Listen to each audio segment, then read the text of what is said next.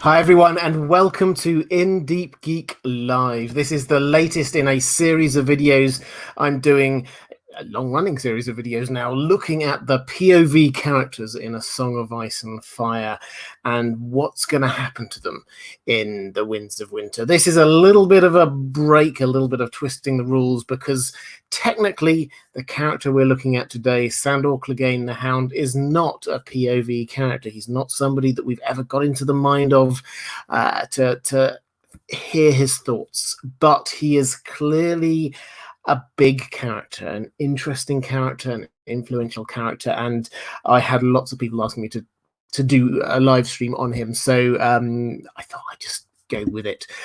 So what I will do this time, as I try to do every time, is give a little bit of an update on where he is in the books. Diego Godoy over on Patreon, and as always, I will be framing this conversation around the questions I got from my patrons. Every week I ask my patrons what they want me to be talking about on the live stream, and their questions get priority.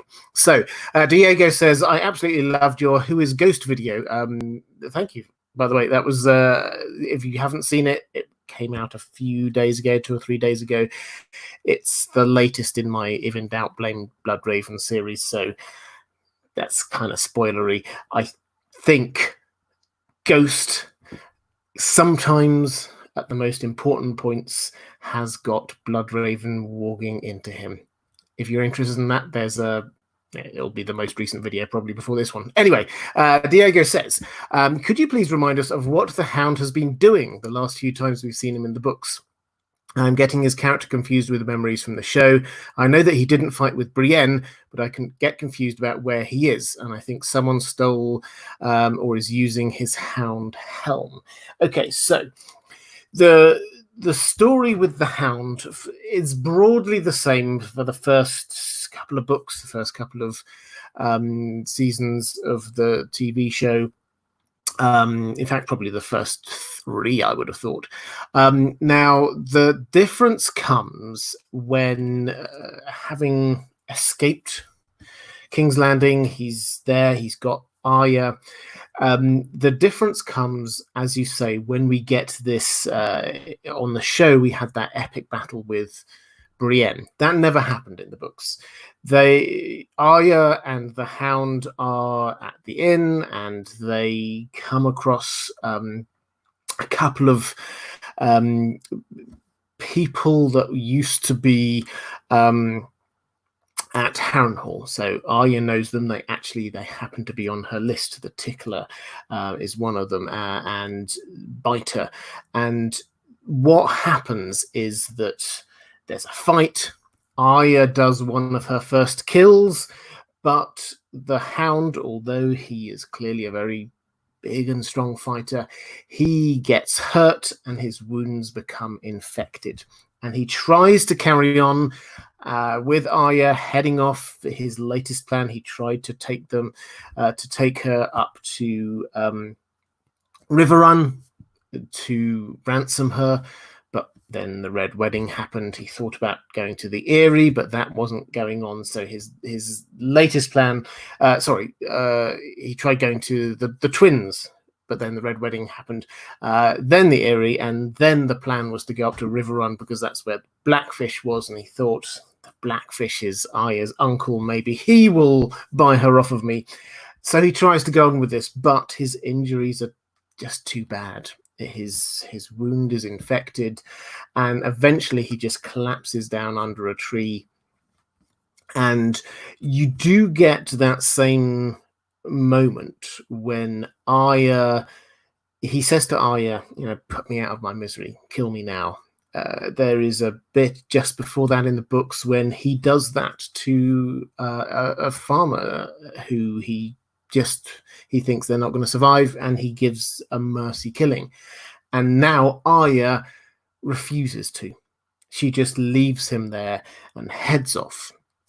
And he disappears from the story. And we don't hear from him again, except for hints and various other things. So Brienne, when she wanders around most of Westeros for about a book, One of the places that she goes, she follows down this lead, this idea that perhaps Sansa is with the Hound. And she follows this lead that takes her to the Quiet Isle. Now, the Quiet Isle is this island in the middle of the river, and it's sort of downstream from the Ruby Ford and the Trident, in the Trident, and it's this commune of the Faith of the Seven, and it's led by the elder brother. And it's like, if you imagine the Faith of the Seven as being this sort of very institutionalized, established religion in King's Landing, it is, but this is people who are trying to take it at its purest form. So we have the elder brother who is there, you have these other people who are working the land and living the life of what they think of, people who are dedicated to the Faith of the Seven should be like. And you get Brienne going there, and she talks to the elder brother, and the elder brother says, no, Sandor, well, first of all, he says, no, you got the sister wrong. Sandor did not have Sansa, he had Arya. But then he goes on and says, but Sandor Clegane is dead. Oh, the Hound is dead, he says. I dug his grave myself. I put his helmet on the grave, and the Hound is dead. Sounds legit, but there are hints. In fact, there are more than hints that this isn't the whole truth, because the elder brother is himself, he's a veteran, effectively. He found religion after he'd been fighting, and the way he describes what happens to him was that he died and now he's got a new life. This is a theme which runs all the way through A Song of Ice and Fire, but this is more symbolic. And so he is living evidence that when he says that somebody died, that does not necessarily mean that they are actually literally dead. He might just mean spiritually died. And his language is very specific. He talks about the Hound being dead, not Sandor Clegane, as if the Hound is one aspect of Sandor Clegane's personality, and that aspect is dead. So there are hints, there are possibilities here, but a couple of times when Brienne is there on the Quiet Isle, she sees this character who is called the Gravedigger. Now, he is immediately standing out from the crowd by the fact that he's taller than everyone, and Brienne herself is noticeably tall. So to have somebody who is taller, broader, stronger than everyone is noticeable. And added to that, it's also very clear that the Hound's horse is in the stables on the Quiet Isle. And it makes you go, the Gravedigger, his face is covered. He's got just this sort of brown, dun-coloured stuff that all of the acolytes, the trainees, have on the Quiet Isle. So you can't see his face, but he's clearly injured in some way. He limps. His hand control is not great. He digs stuff, but it's quite jerky movements. He clearly is someone who has been injured. So all the clues are that perhaps this is him. But Brienne doesn't follow that up. She's not actually chasing after Sandor Clegane. She's actually chasing after the Stark daughters. So she heads off. Now, while that's happening, the helmet is an interesting point, because the helmet does get picked up. It does get used by a couple of different people, and rumors, because his helmet is like it was in the show. It's like a hound. It's like a dog's helmet. And so that's what it looks like when you put it on, and people think that it is the Hound. And so this is used off in the salt pans by someone from the Brave Companions, who are not a particularly reputable, in fact, they are very disreputable, doing all sorts of bad things. And the rumors go far and wide. They go down to King's Landing and all the rest of it, that the Hound is still out there doing all these nefarious deeds. Anyway, it ends up with the current holder of this helmet is Lemoncloak, who is a member of the Brotherhood Without Banners, the new Brotherhood Without Banners, who are following Lady Stoneheart. So that's where it is. And we see that there when we get Brienne, who gets captured by the Brotherhood Without Banners. So that's where we're at with the Hound, is that, yes, we last see him dying. We are told that the Hound died, and yet all the clues are that he probably is still alive and trying to create a new life on the Quiet Isle as the gravedigger. So that's the situation that we're left in. The questions, and I've got lots of questions from my patrons along these lines, is that, so is he going to return? Are we ever going to get confirmation that it is him? Is he changed now? Is he a different person? What on earth would get him away from the Quiet Isle? So there's lots of questions going on here, as well as these kind of like more meta questions that we had on the show as we were going through it, all about things to do with what his whole arc is, to do with fire, to do with his brother and all the rest of it. So that's what we're going to be covering today. Did have a super chat from Wafflemaster06. Thank you so much, saying thank you for giving us all such great content. Well wishes from Texas, and well wishes back to Texas. Thank you so much. And Ryan Larkin, thank you before we went live. Thank you for the super sticker as well. Let's get straight into this question of what next, because it's left in a very uncertain place with the Hound. We don't know necessarily what is. There is no. I should probably be as clear as possible on this. There is no obvious next thing for him. He could just be left there and live this slightly new life, trying to rebuild himself. There is no particular impetus for him to be going off and doing something. So something has to happen to push him off of that isle. So that is where we're going to go next.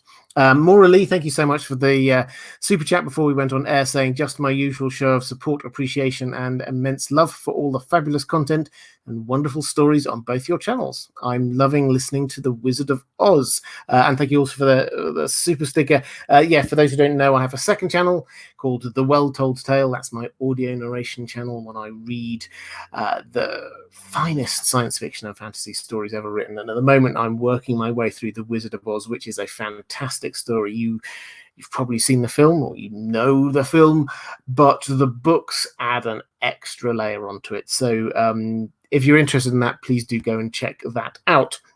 Maura asks, though, why didn't Arya give Sandor the mercy of death? He was so badly wounded. Was it sudden fear or mixed feelings?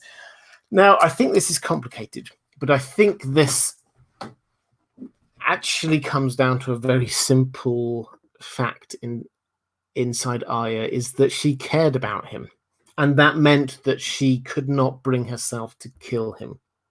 And I think that is all it is. It's hard to understand, why she cares about him. I think they did quite a good job on the show, actually, of showing this kind of odd relationship the two of them had. They are both clearly very damaged people, but they formed a bond of some sort, which meant that she wasn't willing to actually kill him. Now, I think someone later on, one of my questions from my patrons, I may well come to it later, points out that there is an irony here, that she goes off after this to Braavos to join the Faceless Men, and that's what they're all about, is killing people, offering people the mercy of death. But she doesn't do that. So this perhaps is taking place at the right time for her, as a character. But also, we have to accept the fact that whatever happens with Arya, she never really loses who she is. She never really becomes this faceless man, the person who has no identity. She does not become no one. She's always a Stark, and she's always Arya Stark, and that means that she questions the kindly man, the people who are training her about why people must die. She thinks there has to be reasons for this, not just because all men must die. That doesn't work for her. There have to be reasons for it. Her list, her prayer in the books, her kill list on the show, those are people who she feels deserve to die. The implication, the clear implication, she takes him off of her list, she does not kill him even when he asks, is that she does not think that he deserves to die. And given the fact that he was the person who killed her friend Micah all the way back in book 1, that shows quite what an impact that bond, that relationship had on her, because he did do terrible things, but she sees something in him that makes her believe that he does not, on balance, he does not deserve to die. Or at least she was not willing to do it herself. So that's, again, this comes back to the Ned Stark thing, is that if you think someone deserves to die, you should do it yourself. She did not want to do it herself, which clearly showed that she did not think that he was deserving of that. Orion Johnson saying, I wanted to offer a piece of evidence among many that others have found that shows that Sandor is living as the gravedigger. Everyone we hear from about the Hound's last whereabouts mentions the same thing, which is the sacking of salt pans. This is where his helmet basically went. Of course, we later learn that was the work of Biter. However, the question remains, what happens to the Hound? The first bit of evidence being Stranger, the horse in the stables, the man's size, his wrapped face, Septon Meribald's knowledge of his last resting place. Yes, Septon Meribald admits that he knows of the Hound and that he saw where he died. And words such as the Hound is dead. But I also think Septon Meribald gives the game up when he denies that the Hound is responsible for salt pans. He is the only character we see who suggests that the Hound is not responsible for the attack. In fact, he flat out says it wasn't the Hound. How does he know that unless he knows that the Hound is the gravedigger? I think this is a fantastic point. So everybody thinks that the Hound is alive and out there, and that he did terrible things in the salt pans. Now, as you say there, Oyen, this was actually Biter who was wearing the Hound's helmet. Now, the Septon Meribald is very clear it wasn't the Hound. Now, we could say that's because if we take him at his word, then he buried the Hound and all the rest of it, and he knows it can't possibly have been him. But there's always this hint there. He's very clear, very precise in his language about the Hound, not Sandor. And he is very clearly drawing a distinction about between these two parts of Sandor's character. The Hound would indeed have done things like that, but Sandor wouldn't. Sandor is a very, very different person.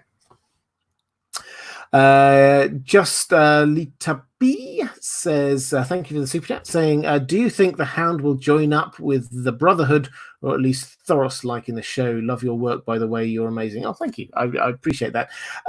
Yeah, I will get onto this in a little bit more detail in a moment, but to answer this question here, I think that he will eventually meet up with the Brotherhood. I think that he will eventually head north. Now, that's not based on probably the same level of confidence I have in some other characters and their arcs, because what if we're to sort of try and go through a literary breakdown of his character arc, he has reached an end. He has reached we could leave him there. That his character, the Hound, has died and he's found this new life, a way to build himself back up in the same way that the elder brother did. So we could leave him there. The only things left hanging are this idea of fire and this thing with his brother, but maybe he could give up on them. So we could leave him there. And this means that all of the thinking after this is not based on the where his character arc has to take him, that we quite often can say characters like Sansa, it's very clear her character arc is taking her back up to Winterfell, because she started so against Winterfell and the North. She has to come full circle for her character arc to work well. With the Hound, it doesn't have to do anything. George R. R. Martin has very clearly given him a new start. So I think he probably will. I'll set out the reasons in just one moment. But it's not a definitive thing. It doesn't absolutely have to be the way it is for his character to work.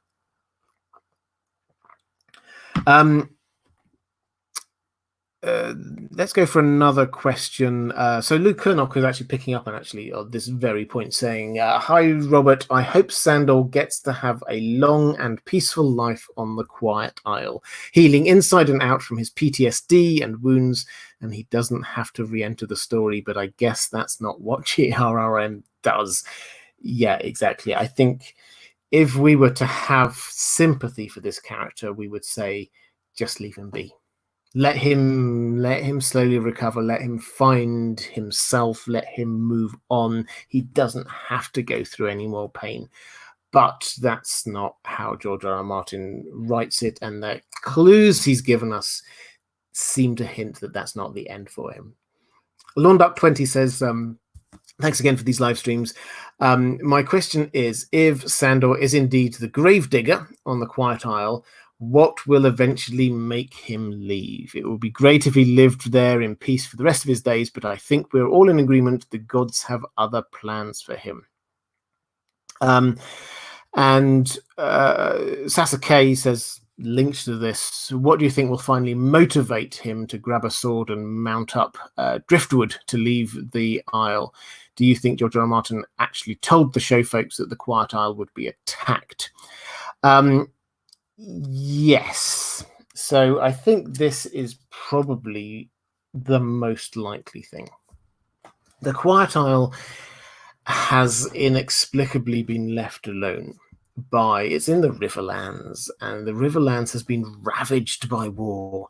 There are people who are going everywhere, sacking places, trying to find food because food's running out, making use of the absolute chaos. The Riverlands are not, unlike some parts of the country, there's no clear owner of them. Yes, the Lannisters technically now may have ownership because they've taken Riverrun. To the north, you get the Twins, which the Freys hold them, but they're clearly in league with the Lannisters. So technically the Lannisters may be in control, but in reality, what is happening is you get the Brotherhood without banners who are going around there. You get the Brave Companions, who are another one of these kind of like outlaw groups, really. They've broken up into a number of smaller units that are wandering around all over the place. You get the super pack of wolves who are being led by Nymeria. You get characters like the Blackfish now who are wandering around. You get the entire garrison from Riverrun who've been told that they can go off and do what they want. It's that there are so many different characters and groups moving around all over the place in the Riverlands. It is not a stable region, and it is a miracle that the Quiet Isle has never actually been sacked, razed to the ground, because everyone seems to know with the Quiet Isle, or has heard the rumor, that there are rubies there. Now, this is the going back into a little bit of history. I said that this was downstream from the Ruby Forge. This was where the Battle of the Trident, the decisive battle in Robert's Rebellion, took place, when Robert Baratheon had his warhammer and he smashed in the chestplate of Rhaegar. Rhaegar's chestplate was studded with rubies, and the rubies, it said, went flying all over the place, and a lot of them get picked up by people in the battle there, and they suddenly became rich. But some of them were lost.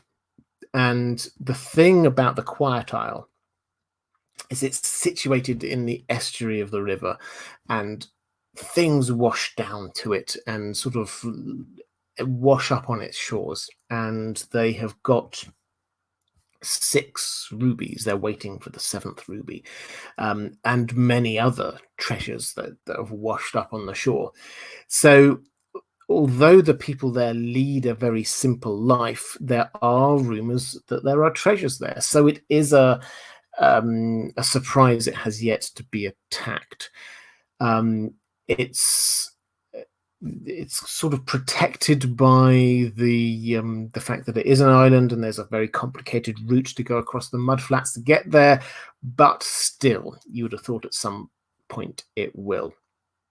Now, what happened on the show was that, and they didn't specifically say this was the Quiet Isle, but effectively it was that, it got attacked. And Sandor was not there when it got attacked, and then he comes back and he sees these people who have been nothing but kind and nice to him, and he picks up an axe and he heads off. And and he goes hunting for the people who did it. Now, I think in the absence of anything else, that is the most likely thing to happen. I found it intriguing that although they didn't specifically sort of highlight this or name it, the character who led that was in a big yellow cloak, and clearly was supposed to be Lemon Cloak. So the point, I think, has to be that this was the Brotherhood without banners gone bad. But because on the show they kind of simplified things, they haven't really worried so much about the Brave Companions or anything like that. It could be any one of these random groups going on. So I think the most likely thing is that he is slowly nursed back to health. He does find some solace there, and then it's taken away in a really just horrible way. People coming in, ransacking the place. They're not built for defense. They're not fighters. These are people dedicated to a quiet, contemplative life of religion and spirituality. That's what's going on with them. And it makes sense that if that haven is taken away from him, what is he going to do? He's going to revert, perhaps not revert back to type, but he will grow from his experience, and then he will head off because he will feel the need for some sort of justice. So I think on this one, there's a fair chance that the show did get it, if not exactly right, then along the same lines. If Sandor had been brought back by one of the main characters, I suspect they would have shown that on the show, rather than having a completely random character that they've never introduced us to before, coming in and doing bad things. So that seems to be the case of what happened on the show, and probably will happen in the books in one way, shape, or form. So what will make him leave? I think he will be forced to leave. I think the home he's found will be destroyed, and I think that he will feel that he has to take up arms again. Rudy 032190 saying, thank you for the super chat, by the way, saying, "Hey Robert, thanks for all your great videos. You always have such excellent content." Thank you. I think the Sansa Hound sexual tension will be explored in the next 2 books, or is this just a fan obsession? Okay, so this is Sansan. Okay, let's jump forward to Sansan. I think we can. I wasn't quite sure. I did. I kind of. I mentioned this in when I was tweeting about this beforehand because I wasn't sure the depth of feeling about Sansan. For those who do not know what I mean about Sansan, it's the Sandor and Sansa having some kind of loving connection. It's people who ship that connection. So, where does this come from? First of all, it comes from the fact that there was undeniably in the books more so than on the show. There was a connection between the two of them. He became quite protective of her. He sort of, in his own way, was protecting her from Joffrey's worst excesses. Never in a very overt way, but enough that she could see it on the show. You saw it very clearly when Joffrey shows her Ned, her father's head, on a spike on the wall, and she's about to move to push Joffrey off, but Sandor stops her, and it's just like he's not stopping her in a don't do that, I'm protecting my king. It's like for her own protection. This would not end well for her. So that's the kind of feel, and it kind of builds up towards this moment that happens at the time of the Battle of the Blackwater. Now, the Battle of the Blackwater was when Sandor the Hound quit King's Landing, and he left his place as a part of the King's Guard, and he left his role as Joffrey's hound, Joffrey's dog, effectively, and headed off. But he didn't just head straight off. He went to find Sansa. And we see this from her point of view in a chapter. And a couple of things happen. The language is very flowery, let's put it that way, deliberately so by George R. R. Martin. A couple of things happen. First, what has become known within the fandom as the unkiss. So he kisses her, he presses his lips down on her. She is still young. She's a child, basically. But this clearly has an impact on her. And he puts his cloak around her, his white cloak, from being a member of the King's Guard, and he leaves it with her. And this, symbolically, when you marry someone, you put a cloak around them. So a lot of people have seen this connection, and they've seen how Sansa reacted to it, and all for a while, a long while, even all the way through for the next 2 or 3 books, she looks back on this and remembers it. It clearly had an impact on her. So what do we make of it? Does this mean that they are bound together in some way? Well, I think we have to go, and in fact, I'll go for a question from Stephen Dillon saying, I know George R. R. Martin hates Sansan, but do you think Sansa and Sandor will ever come back in contact? I hope to see them reunite to see how Sansa has grown since the last time they were together, and to show she's not scared of him, and now buys his pessimistic views.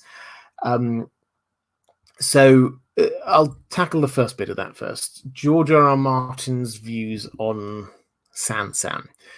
George R. R. Martin has been asked about this on a few different occasions. You can, if you search the internet, you can find videos of him answering this question.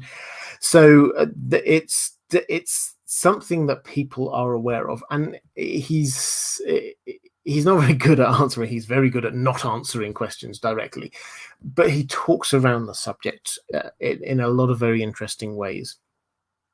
He never directly denies it, but he expresses his surprise that people would find Sandor an attractive character that perhaps someone like Sansa would be interested in. And he also, and I think probably crucially here, what he goes to when he's responding to this often is by talking about the fact that as a writer, he has certain literary tools that he can use, one of which is the tool of the unreliable narrator. This is fascinating because if you take the language of a writer and understand what the idea of the unreliable narrator is, specifically referring to that night, the Battle of the Blackwater, when the unkiss happened, when this connection was at its most strong, he says you have to bear in mind the unreliable narrator. Now, the unreliable narrator is a tool, a mechanism that 20 or 30 years ago, this was all the rage in writing circles. It's now perhaps slightly less so, or it's slightly more mainstream, maybe. It's this idea that the person who is writing, from whose perspective we are experiencing the events in the story, cannot necessarily be trusted. They're not telling us the whole truth. There are some very famous books turned into films that turn entirely upon this principle. George R. R. Martin uses this all the way through these stories. Everything that he has written about this world, A Song of Ice and Fire, Dunk and Egg, World of Ice and Fire, Fire and Blood, they're all written from perspectives of people. And what he is wanting us to know is we shouldn't take what somebody thinks or says or thinks they see as 100% accurate. He warns us specifically about things like fever dreams are fever dreams. We shouldn't necessarily take every word of a fever dream to be absolutely gospel truth. And here he is saying, remember the unreliable narrator. Translation: we should not necessarily trust Sansa's version of events that happened at the Battle of the Blackwater. Now, I know that this is, if there are any Sansan shippers here, this is perhaps not good news. I'm just repeating back what George R. R. Martin has said, so I think that we need to just understand where he's coming from on this. In terms of where this goes, and I know I've talked a little while about Sansan, but a lot of people find this quite fascinating. I think that this does not take away from the fact that this was an important part of Sansa's, let's call it her sexual awakening. It's probably a better way of saying it. But in terms of the influences on who she is, this was an important moment because she thinks back to it. That doesn't mean it's a positive moment necessarily, but it clearly is something that she considers to be positive. Now, so it is important, but we shouldn't say that exactly what happened in exactly the way that she remembers it.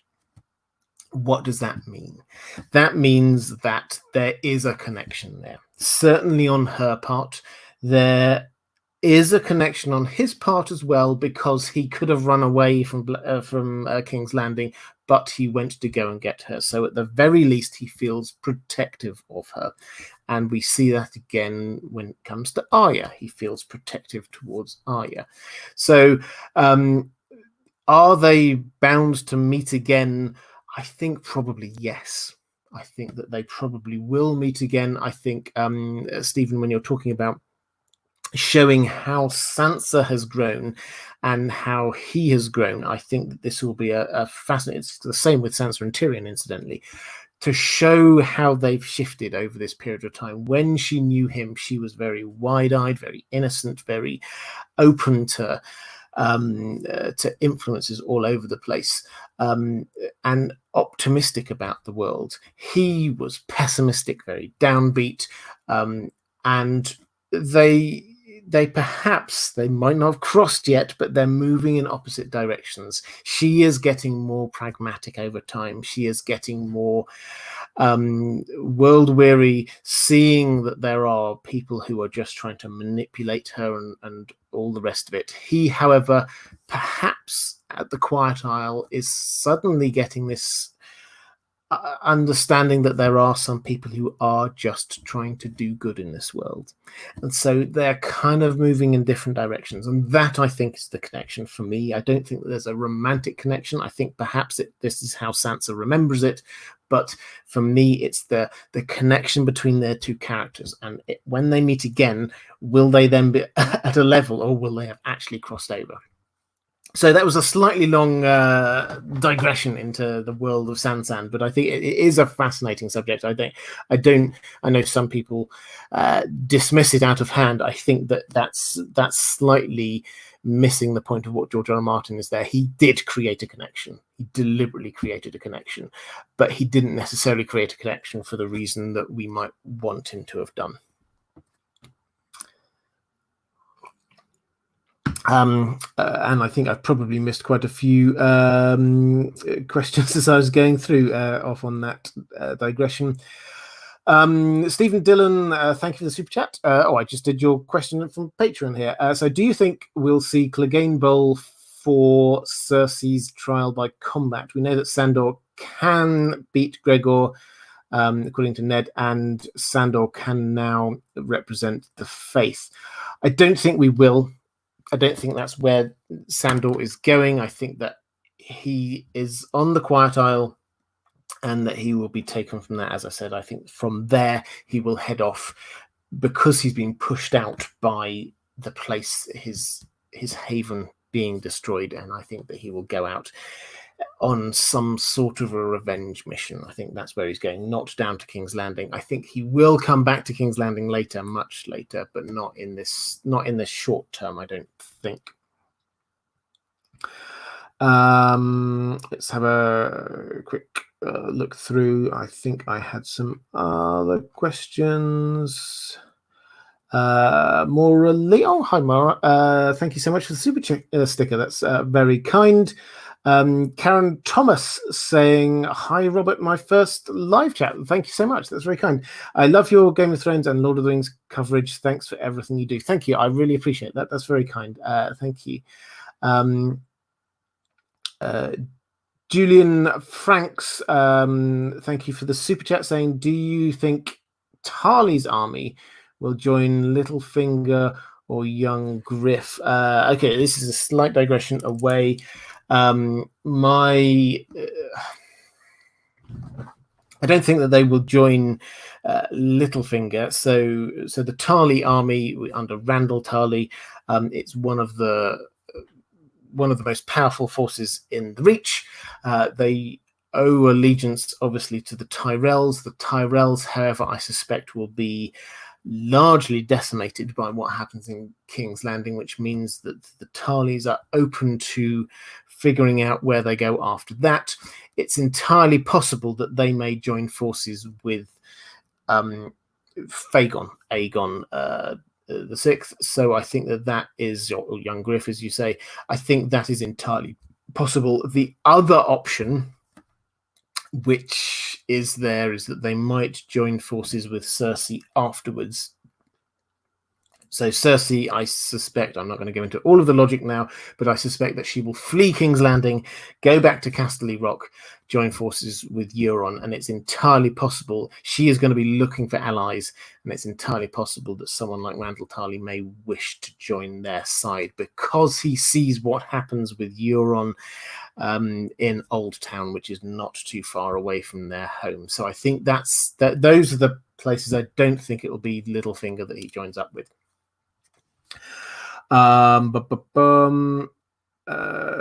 Reflective rambling. I warned you. Yeah, I got into a little one. Tangent over on Sansan. Jedi Spartan 42, thank you. For me, Robert, you won the Throne of Geek content. That's very kind. Thank you. I think that's caught up. There was while I think of it, there was somebody, and I apologies, I've forgotten who it was, last week did a super chat, and I completely misinterpreted what they said. It got pointed out after I went off air, so just to make up on that, the question was which changes that they made for the show from the book do I like the most? And I think one of the ones that I really like is this is the battle with Brienne and Sandor. I think that worked really well. I think that there are another few scenes that I loved. There was one with Arya, which was in Harrenhal with Tywin Lannister. That was completely made up, but it showed both of those characters really well. I don't think it hung perfectly, but in terms of the interaction between those characters, it was beautiful if you remember it. And there was also, way back in season 1, there was another scene that they created, which was a scene between Robert Baratheon and Cersei that we didn't have in the books. Probably because we don't really get Cersei as a POV character until later. Robert Baratheon we don't at all. So we don't get that moment where the two of them reflect on their relationship, which I thought it was incredibly well acted, and it was incredibly sad. And they were basically talking to each other about the fact that they never really actually had a chance, the two of them, because Robert Baratheon had been in love with someone else, and so he had to marry Cersei for political expediency, and as a result, it never was going to work between them. And there was a moment of rare honesty between them that that you didn't get in the books. So I think that for me, that was a lovely little moment that added to what we have for those characters. So yeah, most of it I think is probably in the first few seasons.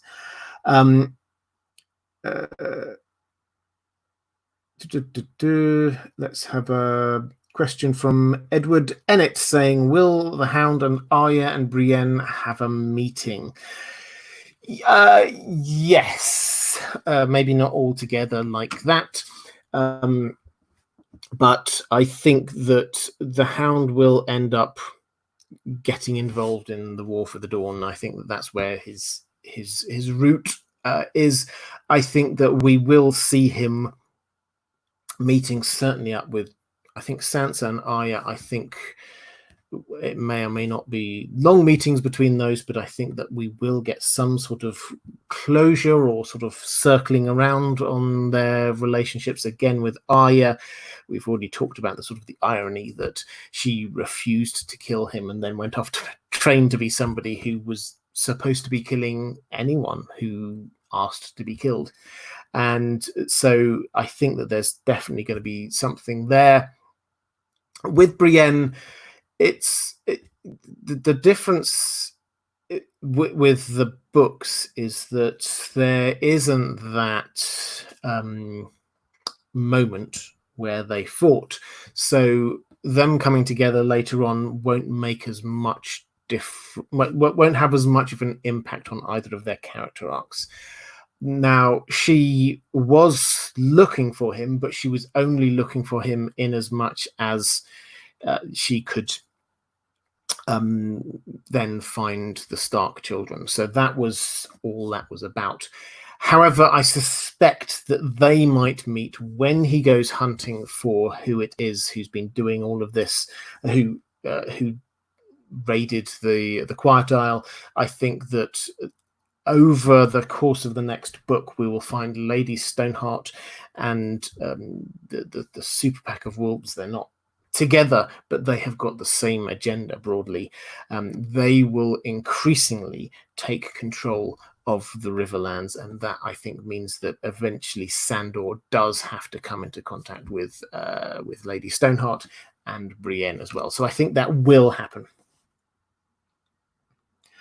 Alison F saying, since when does George R. R. Martin hate Sansan? I don't think he ever says he hates it. He finds it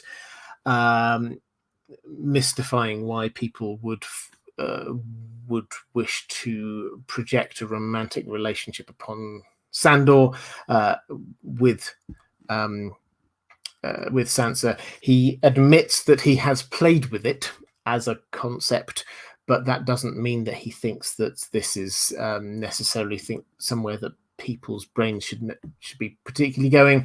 And he, as I say, he hints heavily that we shouldn't necessarily believe everything that we read from Sansa's perspective when it comes to that particular chapter. Let's have a quick look. I think I did have another couple of questions. Oh yeah, so we've got Karin Cheetah. Thank you for the super chat, saying Clegane Bowl makes no sense for Sandor's character change. Sansa prays for him at the Battle of the Blackwater, so the mother to gentle the rage in his heart. Actually, Mod Mary 1, thank you, actually connected to this, saying Sandor's relationship with his brother reminds me of how much sibling abuse there is in A Song of Ice and Fire. Someone should do a video about it. Sibling abuse. Love you. Well, thank you. So I will talk about sort of the end of all of this with what we call Clegane Bowl. I actually, and I probably said this before, I think we use Clegane Bowl as shorthand for saying Sandor. Sansan on the brain now. Sandor and Gregor Clegane will end up fighting each other. Now that is, I think that is the natural end. If he doesn't end on the Quiet Isle, if he does come out of this kind of semi-retirement, that is the natural end for his character arc, because the antagonism was created before the story. This is not just brothers who don't like each other. We get Gregor, who the backstory is why he's got a burned face, why he hates fire, is that Gregor pushed his head down into fire, leaving all the burn marks on there. That is as you say, this is bullying. This is sibling. Bullying is probably too short or too weak a word for it, but this is abuse, basically. And yes, there are lots, you're right, there are lots of moments when siblings, it doesn't quite work very well. Euron is a very clear example of the way that he treats his siblings is pretty horrific at times.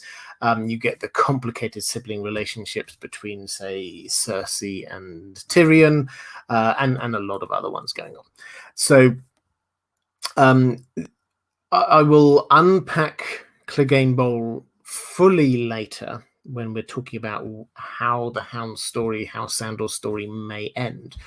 But I think that the one point I would make here, which I think is absolutely crucial to understanding this, is that yes, if this is just about Sandor Clegane suddenly coming up in a rage, like he did all the way back in book 1 in that tourney when he's charged at the tourney, charged at the mountain. If it's that's not a character arc. That's just him not developing. And when we say Clegane Bowl, we're kind of implicitly buying into this idea that this is just a big combat, a match between these two champions. I don't think that's what it is. I think that Sandor will grow as a character. He will develop, and this means that his understanding of his history and his understanding of his abusive brother will also change. And I think that when he sees his brother not being his brother, the zombie mountain now is not. Yes, he's got the same body, but it's not the same person. I think then we get back to this very same thing we've come back to several times here, a mercy killing. That, for me, is character growth. That he might kill his brother, but not out of anger for what has happened, but out of pity and out of mercy. He will do the thing that Arya couldn't do for him. Jimson Juice, thank you so much for the super chat. That's the super sticker, I should say. That's very kind. Carl Karsnark saying, I wonder who Robert's neighbours think he's talking to about magic and ice zombies every Thursday. Yeah, I've never asked them. Maybe they're just the other side of that wall. Do you think, Lady Pushkins, do you think that Sandor will survive in the books? I think that he will survive to the very end of the books. I think he'll probably will. Well, I think it's 50-50. I'll get to his end later, but I think he will survive to the very end of the book. Staff Cody, thank you for the super chat, saying thanks for everything, Robert. Have a good weekend. Thank you. I will try my very best to. I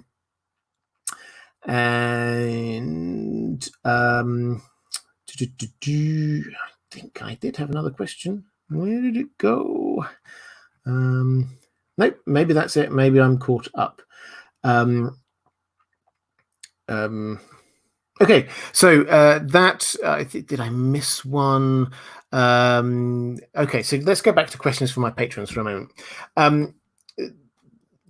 Jigs M saying, if the Hound appears in the Winds of Winter, do you think he could be a resurrected corpse instead of still being alive?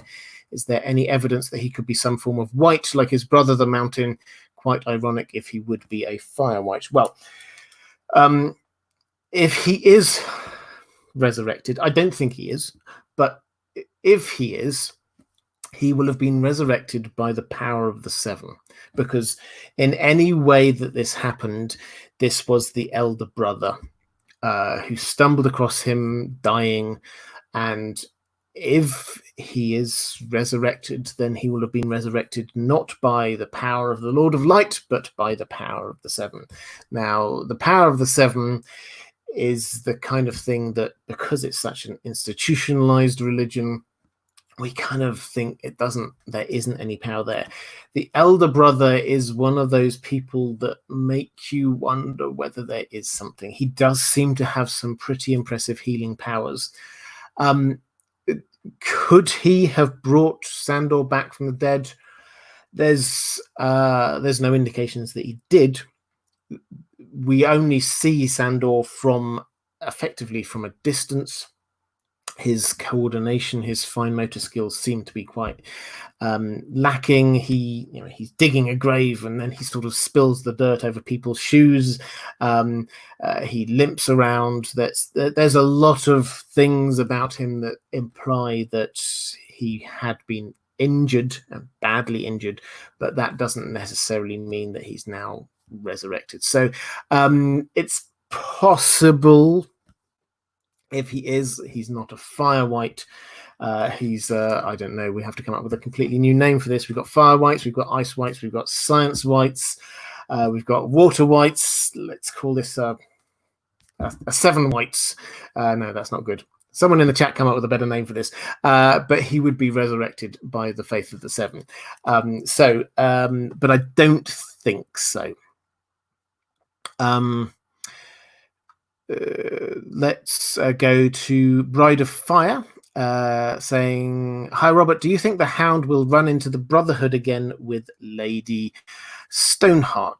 I think it would be funny if he were forced into another trial for crimes against the Starks, since he did kidnap Arya. Tulkas 420, Walter White. Very good.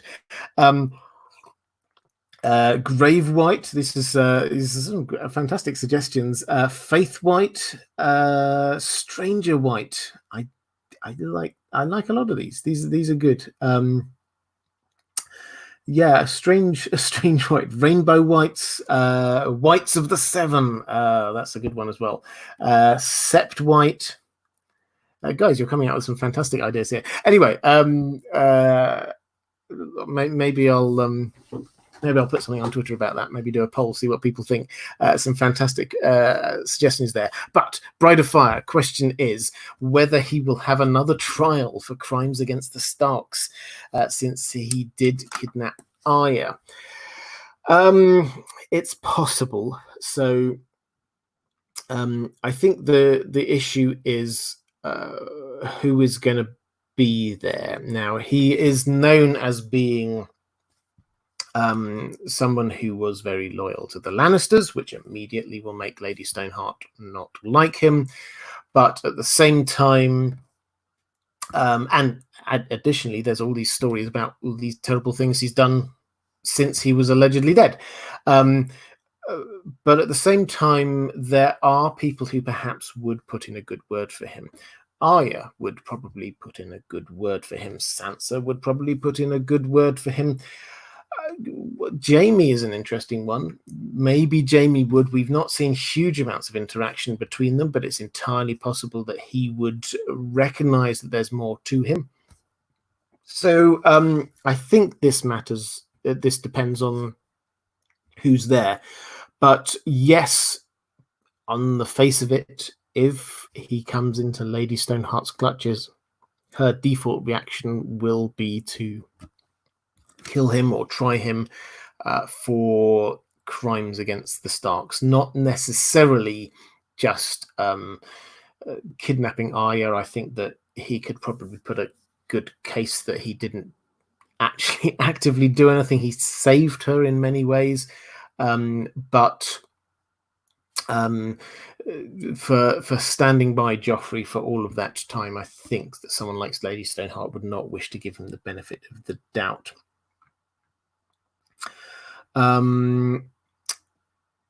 Question from Katie Smith saying, "Hi Robert, hope you and Dan are doing well and surviving the summer heat." Yes, it's cooled down a little bit now in the UK, which is good. Last week I was too hot. This week it's just about right. Thank you.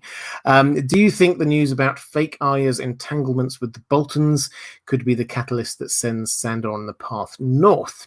If not, what do you think will drive him to head north?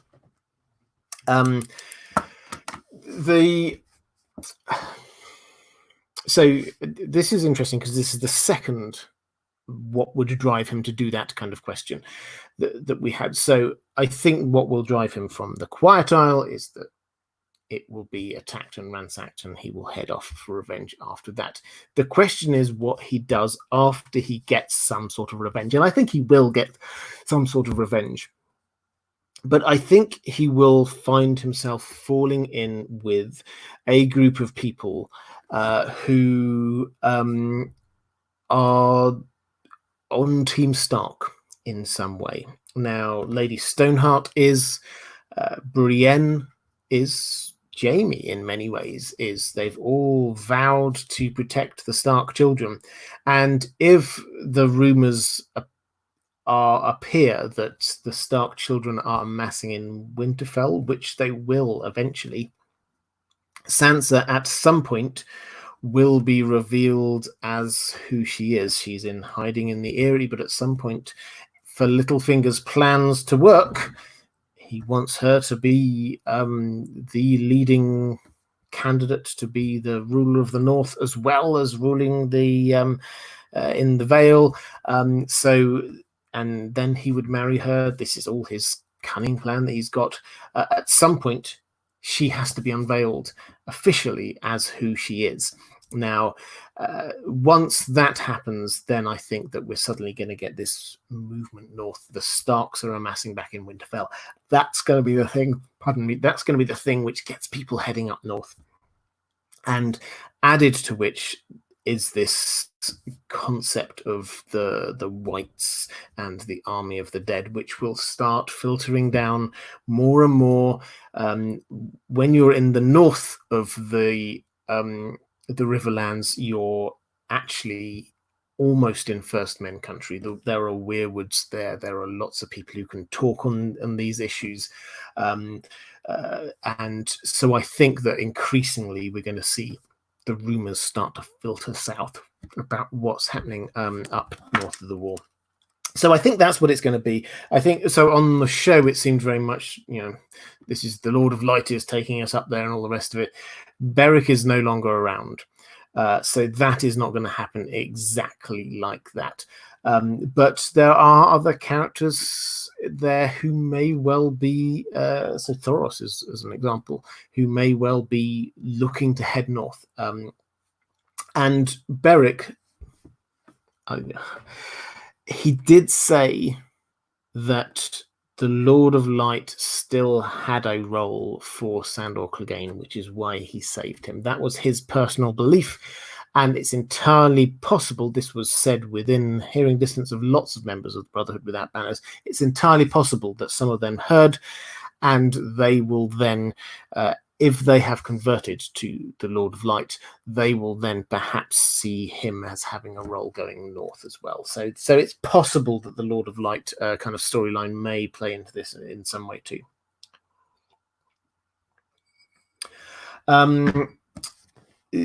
Question from Blue Moblin, thank you so much, saying, I relate the rescue of Tytos Lannister to how Tywin views the Cleganes as expendable. Is there a place for Sandor post Long Night, lands or castles?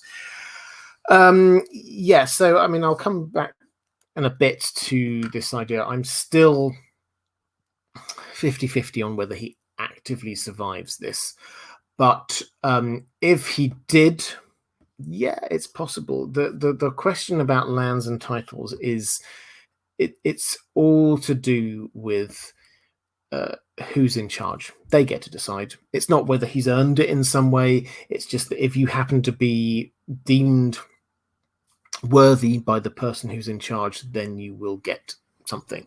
So if we go down what the show was suggesting, which is you get Bran in charge at the end, I don't think we're going to see all of the list of who gets what and all the rest of it. It's not going to be tied up that easily. Could he get something? It's possible, and it's I like the idea. I don't know if it would happen. I like the idea that he might actually be officially knighted. I think that would be in the same way that happened with Brienne.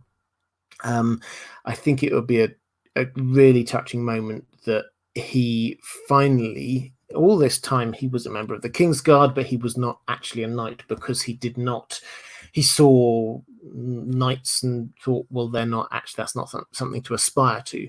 But if he could reach the point where he actually sees this as something that he could aspire to, then perhaps he would allow himself to be knighted. So I think for me, that is slightly more in tune with his character rather than giving him huge amounts of lands. But yeah, I understand the point, but I think it's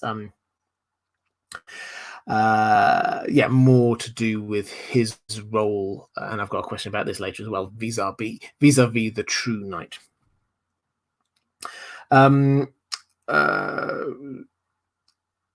Question. I think I've got another question somewhere.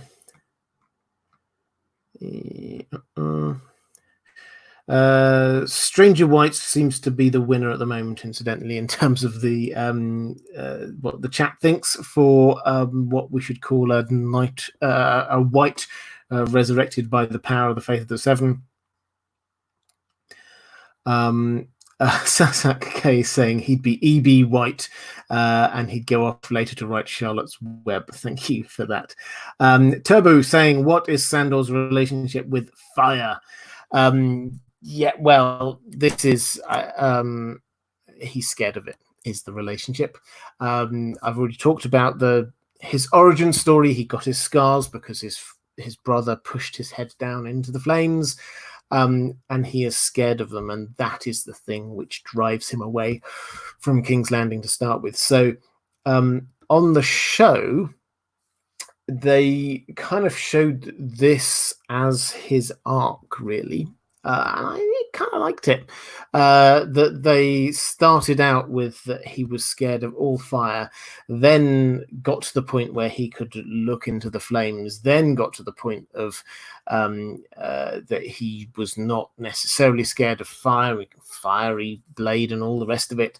But it ends up that he, in order to kill his brother, flings himself and his brother into the flames, and so he's almost embracing it. So that kind of worked for me as this idea that he was coming around to the point where he embraced fire as being his destiny and not something necessarily to be feared, but something that he could use as a tool. So I kind of liked that. Jojo Lady Dane, what's your thoughts on the Sansan unkiss? Yeah, I did. Hi Jojo, by the way. I talked about this a little bit ago, specifically in terms of the unkiss. I think that when George R. R. Martin is talking about the unreliable narrator, which he does specifically say we have to think about the unreliable narrator when it comes to this scene. That means we cannot trust exactly what Sansa remembers or what she thinks about what's happening. So he clearly gave her his cloak because she has it later hidden away somewhere. In terms of the unkiss, was it a kiss? Well, my best guess, and we do not know because we only saw this from one perspective, and that is perspective we've been told that we can't trust. My best guess is that perhaps he did lunge in a way, but she has romanticized this, particularly in her memories. She has romanticized this in a way that it wasn't actually intended.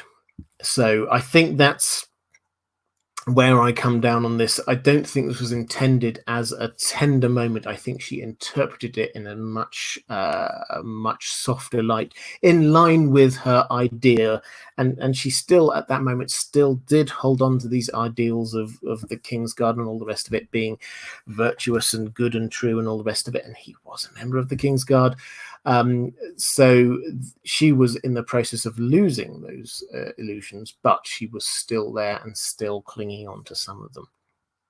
So we can't trust it, I think, is my short version of the unkiss. I think something definitely happened, but not in the way that she remembers. Reflective Rambling, thank you so much for the super chat, saying, if the gravedigger is Sandor, what perspective would he have on those who have been actually resurrected? They don't get to choose what's lost. He might have to return to what he'd like to get rid of.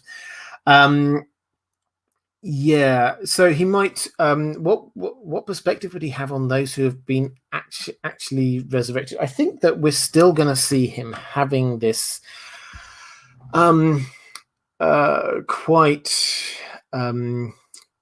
pessimistic, quite downbeat view on the nature of humanity. I don't think that's going to change. I think that where he has got to on the Quiet Isle is probably a place where he realizes that he wants to get away from something rather than that he's found some new vocation that he desperately wants to pursue. So I don't think that he thinks a gravedigger, perfect, this is the thing I've always wanted to do. I think that he's just seeing this as a respite, somewhere that he can move on from. In terms of how he would view those who have been actually resurrected, I think the big one that we will come on to again is the mountain, but I think that is personal to him. In terms of the rest, I don't know. I think that he's got such a pragmatic perspective on life. He would just go, okay, so they need to be dealt with.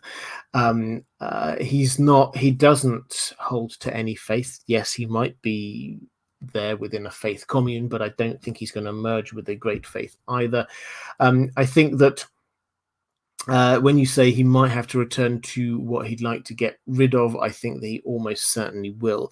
The question is, how much has he changed while he's been away? And that is the thing, the big question. On the show, almost they kind of brushed it aside, and he didn't. Yes, they kind of like hinted that he'd found some new aspects of his character, but he picked up the axe and then he went off hunting people and was the same vicious fighter he was all along. So it was almost like that was just a little interlude. So I don't think it's going to be like that in the books. I think this will affect him, but I don't think that this is going to change his core in terms of his perspectives on the world and how life is. Did I have another question? I think that might be me caught up in the chat.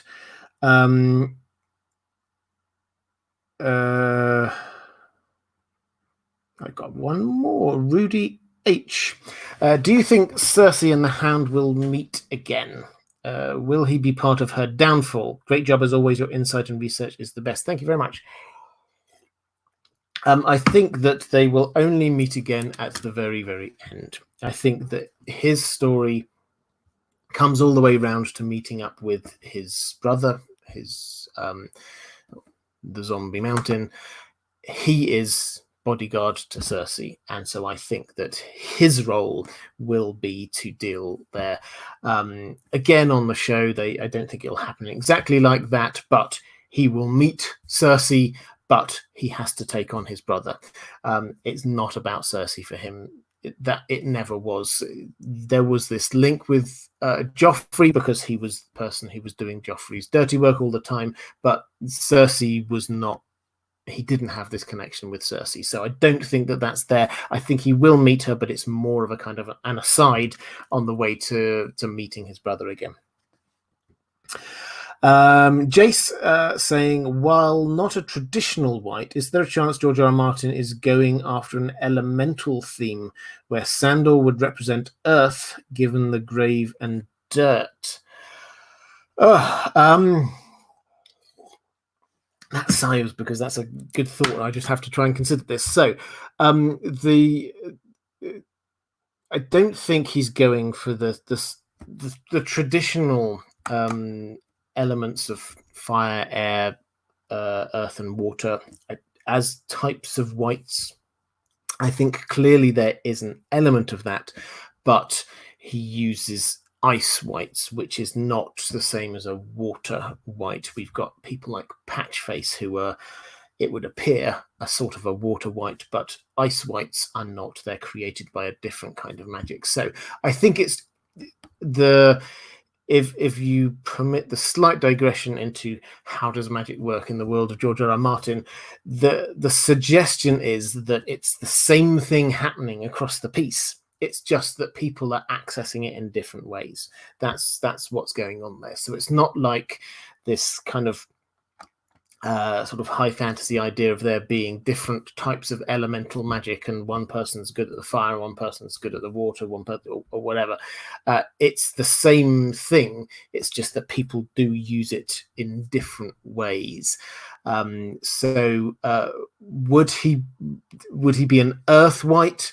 He might represent Earth thematically. He's certainly being a gravedigger, and he's very much a kind of an earthy kind of character.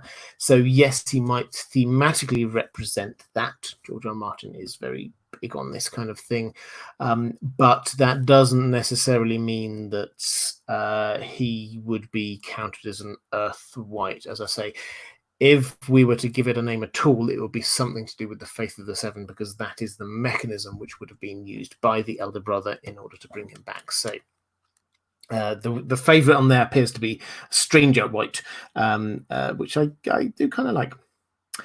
Barus Aurealis saying, could... or Aurelius, I should probably say, could Sandor be involved in the mission Stoneheart is likely to give Jaime? Short a Hound POV who sees him again. First live stream for me. Well, welcome if this is your first time. Welcome to anyone if this is your first live stream. It's fantastic to have you here. In terms of POVs, this is something that I'm glad you asked this, because this is something I was wanting to raise, because as I said at the very beginning, we do not have POV chapters for Sandor. He is not a POV character. Now, it's possible that George R. R. Martin would create him as a POV character. He does this. Cersei didn't start off as a POV character. She became one later. Sam, John Connington, Melisandre suddenly later on. So there are lots of characters who weren't POV characters, and then suddenly he makes them POV characters. So he could make him a POV character. My feeling, though, is that he is going to be in the same way that there have been rumors about him and all the rest of it, I suspect what's going to happen is that we are going to hear through some characters that the Quiet Isle has been attacked and everybody is being killed. And then at some point later, the Hound is going to appear on the scene. And yes, I think it's with Lady Stoneheart. I think that is where he's going to come in. That group, whether it's him, whether it's Jamie, Brienne, someone along those lines, he gets brought in.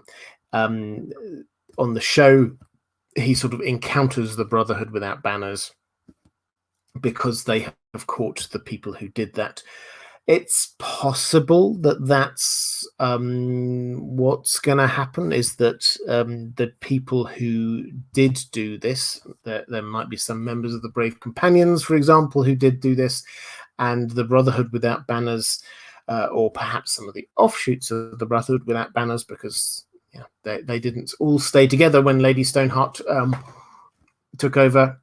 It's possible that they will capture, because those people still have got the interest of the small folk at heart, and it's possible that they will capture whoever did that to the Quiet Isle, and it's possible that Sandor will then track them down like that. So yes, I think is the short answer. I think that he is going to get engaged with Lady Stoneheart, probably, or the Brotherhood Without Banners in one of its offshoots.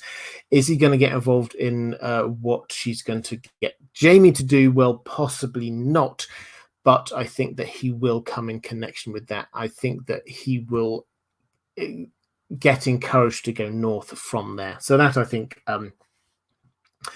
is a sort of the short version, if that makes sense. BMN, thank you so much for super chat, saying just finished A Song of Ice and Fire last week. Love your vids. Oh, well, congratulations, thank you, and congratulations on finishing it. It's a good long read. So I hope you enjoyed it as much as I did. It's now's the time to start again. We know that it's going to be a long old wait for the next book. So the second read through of A Song of Ice and Fire is a really good chance to not just understand, this is the same with any book, but not just get the story, but start to see the little bits of foreshadowing, the language usage that George R. R. Martin has got going on, which hint at things. It's to actually start to see the connections between events rather than just enjoying the story as it goes along. So I mean, don't just start again because I say so, but whenever you do get back to it, and I think you'll find that there are even more layers when you come back into it than you saw on the first time through. Where was I with my questions from my patrons?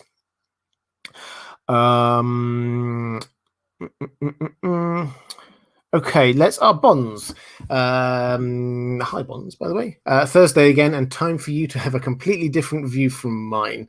I just want to say I love completely different views from mine. This is I don't think that I have a monopoly on wisdom or knowledge of this. This is the only way that we all improve our understanding of these things, is when other alternative views and perspectives come in, and we can just try and hone our own ones. So I view other views, Bonds, like yours, as like a whetstone to improve the blade of my own knowledge and understanding. So my take, apologies, you've probably heard this before from me, but my take is that rather pretentiously, I don't think that I present theories. What I try to do is present working hypotheses about what is going on. And the key difference there, as far as I'm concerned, is that with a working hypothesis, if extra information comes in, if a stronger argument comes in, then you adapt and change. You don't just say, this is my theory and I'm going to live and die by it.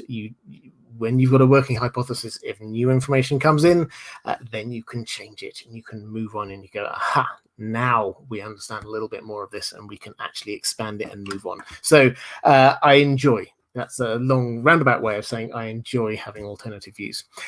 This week, says Bonds, it is more of a niggling thought I've had since first reading the books. At the Red Wedding, Sandor loses his sword for an axe. Sandor and Arya then help a village rebuild, and in place of his axe, they give him an old sword. Later, Sandor turns up on the Quiet Isle, and the elder brother is talking about the things that they get on the Isle. In the list, he mentions rubies, a shiny sword, and a rusty helm. In a story where everyone is looking for named swords of the past, no one ever mentions this sword. Could the old sword and the shiny sword be one and the same? If so, we have an old shiny sword. No idea why this could be or where I'm going with it, but it's something I think about each time I read the books. So I like this. It didn't strike me in the same way as it struck you, I have to say. I think it is noticeable, the move from the sword to the axe. Again, on the show, they showed this, is that he was using a sword when he went to joined the Quiet Isle community. When he leaves, he pulls an axe out and he's using an axe. And this is a clear change. It's a clear change in fighting styles. And I think that in terms of the axe, the other thing I would say, I'm not a sort of a medieval martial arts expert or an expert in ancient weapons, but the sword is something which requires a lot more sort of skill and precision than an axe. An axe is it's a hacking weapon. And so I think what that shows is that his skills and his abilities as a fighter are going to have been shifted by what happened to him. From what we saw on the Quiet Isle, his coordination is not the same. He stumbles around a little bit. He limps. So he's no longer, he wasn't always a hugely agile fighter, but he no longer has whatever kind of agility and dexterity he once had.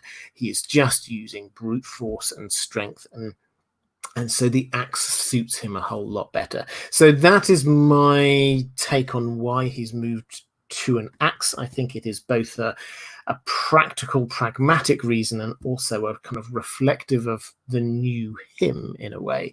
It's not an axe is not just for fighting. A sword is only for fighting. An axe can be used for chopping things, wood, and all the rest of it. And that again shows his character development, that he's not just about fighting. There is slightly more to him.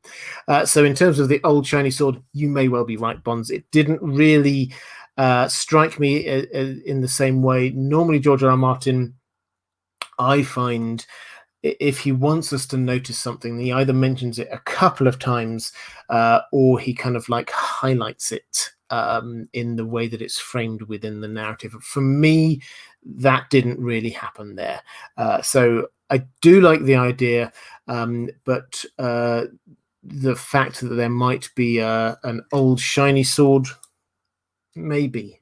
There will, I suspect, be lots of treasures on the Quiet Isle that they're not telling anyone about. So maybe somebody will emerge with a nice sword out of that. If they suddenly magically find another Valyrian steel sword, I suspect everyone would be a lot happier.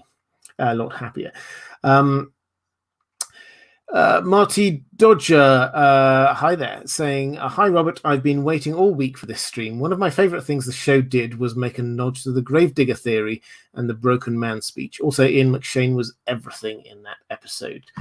Yes, so I have to agree. First of all, on Ian McShane, I thought that was, as the elder brother to Meribald, he was brilliant. He was everything you wanted for that.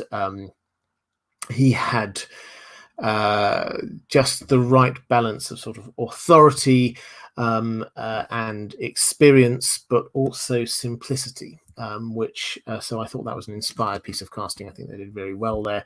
In terms of the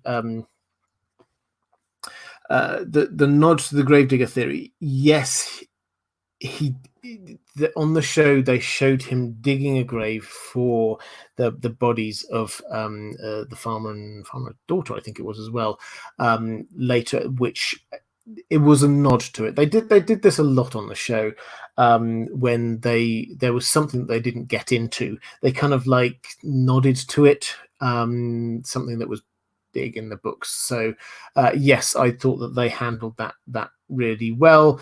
And the broken man speech. So yeah, so the elder brother there is very much, you know, what he's about, and the whole idea there is that the people on the Quiet Isle aren't just these kind of timid, faithful people who are just like living this simple life. They are people with history. They're people with a past.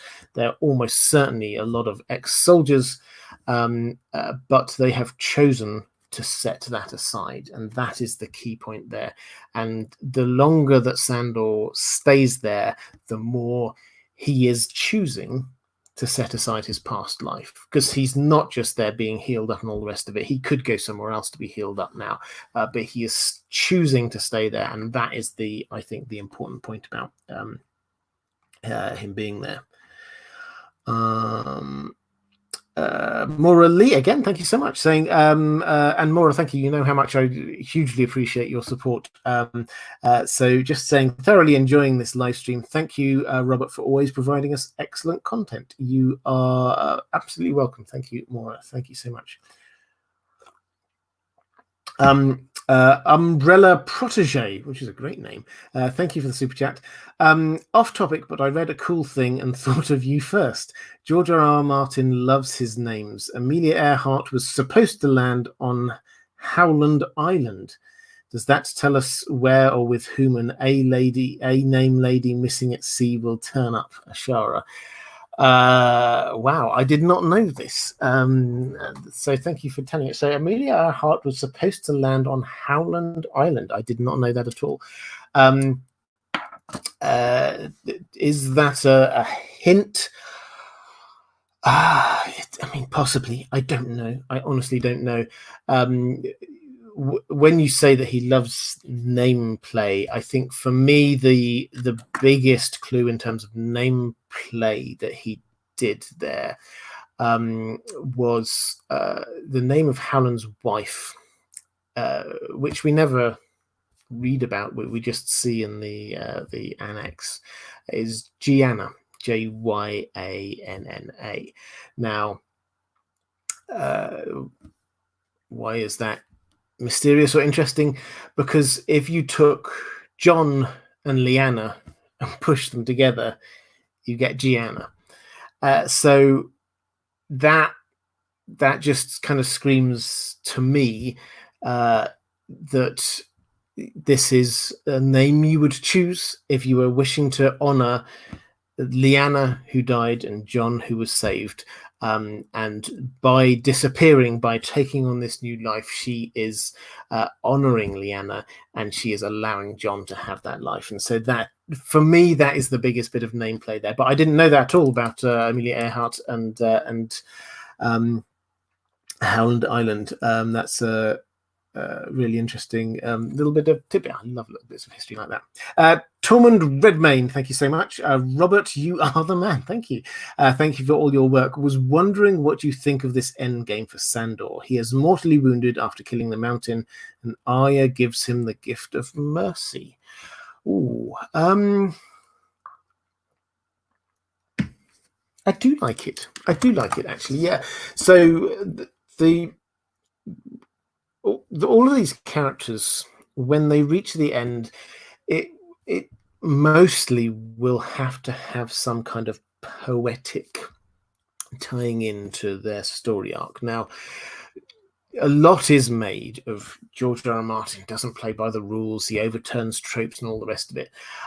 Don't believe that. It's just my short answer on that. He knows that for writing to be satisfying, you have to obey broadly the rules of writing. When we're talking, or when he is talking, when other people are talking about George R.R. Martin overturning tropes, what he is doing is talking about fantasy tropes, not necessarily writing tropes. So he naturally and happily talks about writing tropes to do with Chekhov's gun and things like that, because he knows that this is important. He knows that if you create a big issue and point at it, then you have to use it later on in the story, because that is what makes a story satisfying. Otherwise, we wouldn't keep on reading, because we'd be constantly feeling cheated. The tropes that he breaks or tries to deliberately break are the fantasy tropes. And he deliberately tries to put us, the readers, through the ringer in terms of like building up Ned as this great character and then obviously Ned dying. That's the kind of thing he goes for, but not breaking the rules of writing, which is a digression. But in terms of the ending, you suggest that the Hound kills the Mountain and is mortally wounded, and then Arya gives him the gift of mercy. This does fit that, because, as I say, he gets his ending. He gets his ending with his brother. That arc, that thing that has been burning away inside of him, has been dealt with, and it brings back this moment with Arya that we had, that led to his first death, as it were. And this time, however, because of her character growth and because of where he's at, this time she makes a different choice. So yeah, I like that a lot, actually. That works very well for me. I think I might be caught up. Right, I'm going to take a minute. Actually, I've been talking a long time on this one. Very quickly, I shall do what I normally do in the middle of a live stream. I've been talking for slightly longer than I was expecting, but things coming on in my channel coming up. Keep an eye out for Lord of the Rings videos. I'm ramping up my Lord of the Rings content over the course of the next few weeks and months. I'm a big Lord of the Rings fan, so keep an eye out for that. I've also got coming up in just over a week's time, I'm going to do a YouTube premiere of a video. It's going to be one of my secrets of videos. I've got a special guest on, and this is going to be something I'm excited about, because this is a charity premiere, which means that every super chat, every super sticker, I will personally donate. Any money I get from the advertising as well goes to charity, and it's going to be the semi-official Game of Thrones charity, which is International Rescue Committee, who do fantastic work. Lena Headey, I think, is a patron of it, and a lot of the cast got involved in it while Game of Thrones was on. That is going to be associated with GeekCon 1, and it is going to be, as I say, it's going to go out as a YouTube premiere. So keep an eye out for that. I will give you full details of that in a week or so's time when that's going up, but that's something I'm personally really excited about, a chance to give back a little bit and to try and generate some funds for a really, really worthwhile cause as well. So that's something to look forward to. Then also patrons, thank you. I say thank you every time. For those who don't know about Patreon, it's a way of supporting creators that you enjoy and appreciate.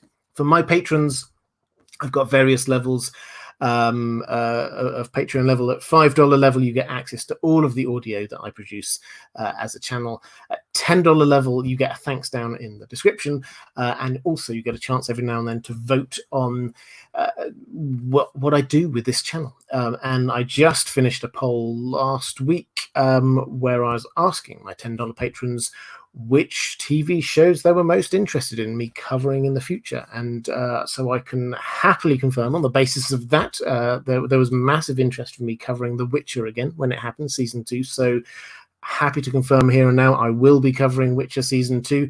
And also I am, because there was a lot of interest in it, I am going to restart reading the Wheel of Time books with a view to potentially covering the Wheel of Time series when it happens. So no promises yet on that one, but it's been a long time since I've read the books. I'm only going to cover things that I personally really enjoy and engage with, and it has been a long time. So I'm going to start coming this weekend. I'm going to start rereading those books. So I will let you know how I get on with that. But if you're a Wheel of Time fan, let me know. I would love to know what you think about the series or what you've heard of it so far. Okay, I think that's probably it now. Oh yes, if you are interested in being a patron, either just supporting the channel, getting access to some of those benefits I talked about, link down in the description. Okay, let's get back to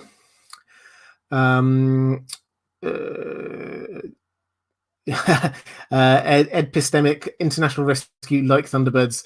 Yes, that's what I think about every time. But what the charity does is that they go in. I'll just very briefly say what they go into war zones. They go into areas of conflict, and they identify who are the non-combatants, who are the people who have been caught up in conflict through no fault of their own. It's nothing to do with them, but there's stuff going on around them, and they try and help out. They try and take people out where they can, help provide the essentials that might not otherwise get. This is the reason why the Game of Thrones community, the show, really bought into this as a charity, because this is so, and it really fits with what we're talking about today, is that this is so much about what A Song of Ice and Fire is about. There are wars raging everywhere, and who suffers? It's the small folk.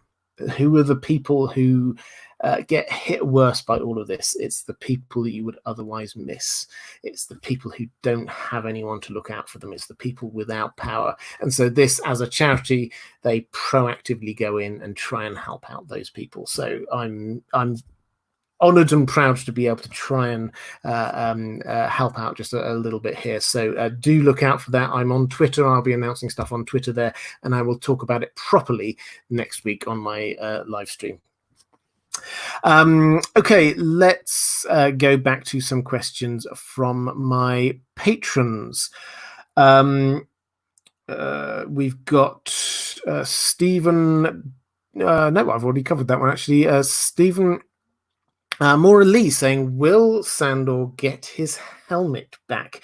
No, I think this is a really interesting one. So Sandor's helmet almost has a life of its own now, because it's become associated with the Hound, and people think that Hound is doing stuff, going off and raiding and ravaging their way through the salt pans and all the rest of it. And it's now with Lem and Cloak, and as I say, there's a fair chance that probably Sandor will come back and will relate on to sort of meet the Brotherhood without banners. So he will come back into contact with his helmet. But I think even if he has the chance to reclaim it, he will not. I think that this is symbolically, and this is what the elder brother was basically saying, was that old identity. That was the old Sandor. That was something that has been buried. What he did was he dug the grave for the Hound and put the Hound's helmet on the grave, because symbolically that was what was being buried. The Hound, this character, the Hound, has died and has gone. Sandor remains. And that character is symbolized by the helmet, and this is why people could, it got stolen by Biter, because he just picked it up off of the grave.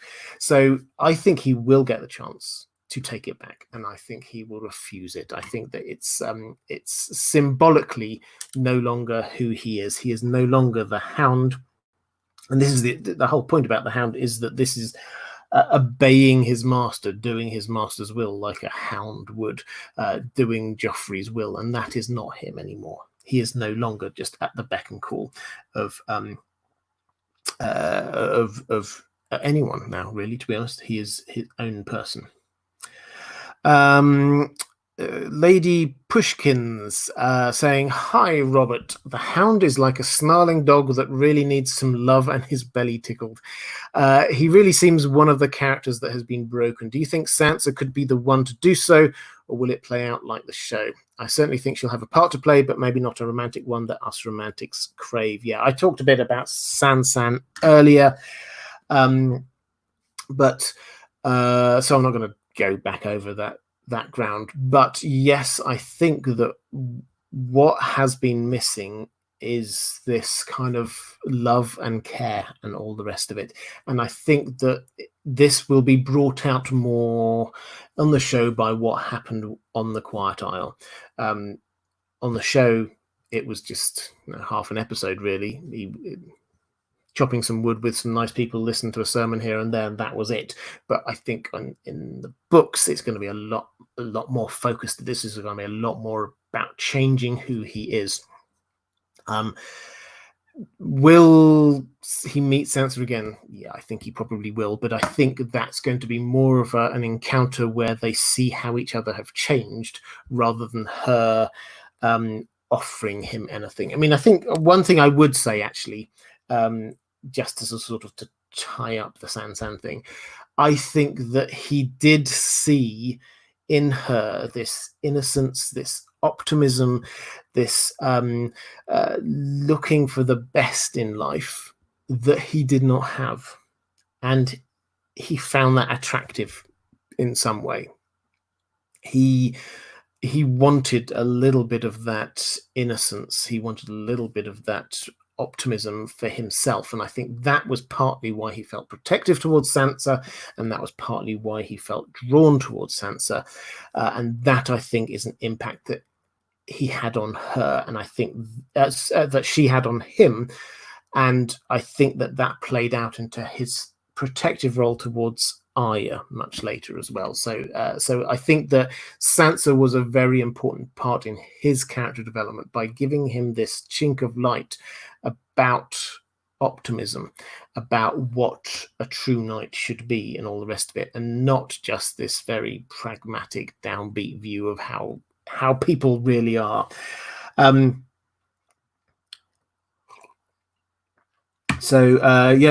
We're protecting Sansa like he didn't protect his sister from the mountain. Yeah, so he's this was almost like a new start. Anthony Boutsikaris, the Hound must return to the action. Right, yes. Isn't he the only person alive and in a position, meaning other than Cersei, to reveal to Sansa and the siblings that it was Littlefinger who facilitated the betrayal of Ned Stark back in King's Landing? How do you think that will play out? Is that the end of the line for Peter Baelish and the turning point for Sansa, or is the detail irrelevant? Okay, so this is, I mean, I love this question because Sansa in the books does not know that it was Littlefinger who betrayed her father. She wasn't in the room at the time. She could probably work it out if she sat down and figured it, but she's always been in the control of Littlefinger for the last book or two, so that's never really been there. There was a conversation or so with Lysa Arryn, who that sort of, if she'd been paying attention, she could probably have drawn lines between a few different dots, but Sandor was there. He knows exactly what happened. He knows that this was Littlefinger who did that. And yes, he could tell her. My feeling is that she probably will have worked it out by the time that she gets up to Winterfell. Maybe he is the one who will tell her in the end. But I don't think it's necessarily going to be him. I think that there's a fair chance that that she just adds everything up and they just work out between all of them. Bran's going to be there as well. Bran will know. So there are lots of ways, but the key point is the geography and the control. And in terms of Littlefinger, having control in the Eyrie, and Sansa can't really do huge amounts at that point. When they go up to Winterfell, the world will be very different. Littlefinger will no longer be in control. It's going to be And somebody said this on one of my streams a while ago. I thought it was a really good point. Can't remember who it was. Apologies. But in the same way that when Ned went from Winterfell down to King's Landing, it was just like a fish out of water. He didn't understand how the world worked up there. Littlefinger is going to be the same when he goes from King's Landing up to Winterfell. He's going to be a fish out of water, and that's the point at which he loses control. And that's the point at which the Starks, there are many ways that the Starks could learn about what he was doing. But Sandor is indeed one of them. So it's possible, is what I'm trying to say.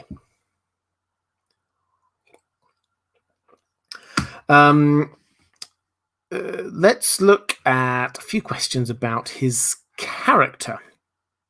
Julia Erickson says, hello, Robert. Hi. I find it a bit ironic how Arya denies Sandor his wish to die just before she heads off to the faceless men who always grant people the gift of death. Do you think this is deliberate by George R.R. Martin?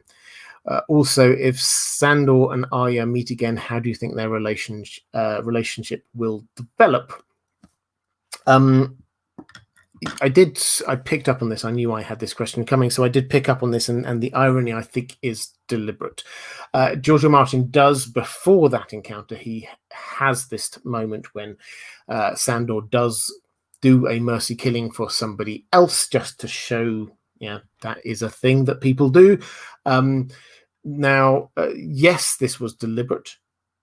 So Arya going off, but I think that this is something we talk about, Arya having like this huge journey, but the whole point is that she will not fundamentally change into a faceless person. That is not where she's going to go. She's always going to remain Arya, as she said on the show, I'm Arya Stark of Winterfell.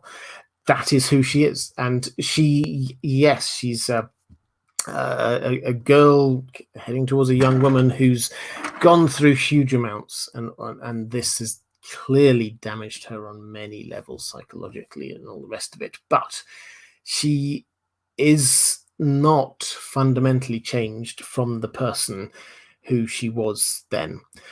She will come back to Westeros. She will still have her kill list. She will just have a whole lot of new skills and abilities in order to be able to achieve her aims. So that is where she has not moved as much as some other characters have moved, is I think where I'm trying to go with that. So in terms of if they meet again, what will happen, I think it's more going to be a matter of a sudden realization that she was, although she was his prisoner, as it were, it wasn't actually that relationship. It was actually two very broken people who needed each other. And I think that is what is going to come out, is that there's going to be this understanding of what was going on.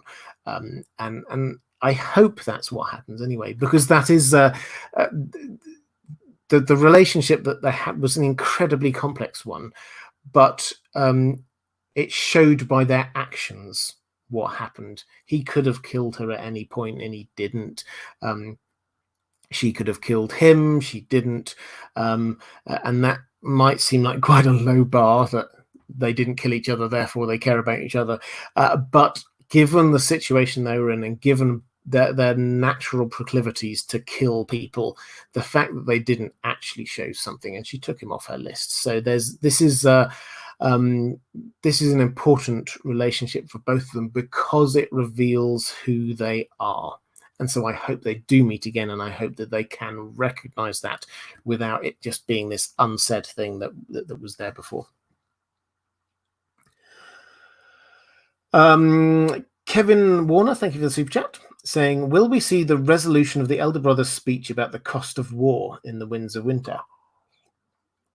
Could the Hound play a role? If already covered, no worries. Cheers. Just got here. Thank you. Well, I haven't covered this specifically, but no. So the Elder Brother used to be a soldier, and he gives us this speech about broken men and the cost of war and all the rest of it.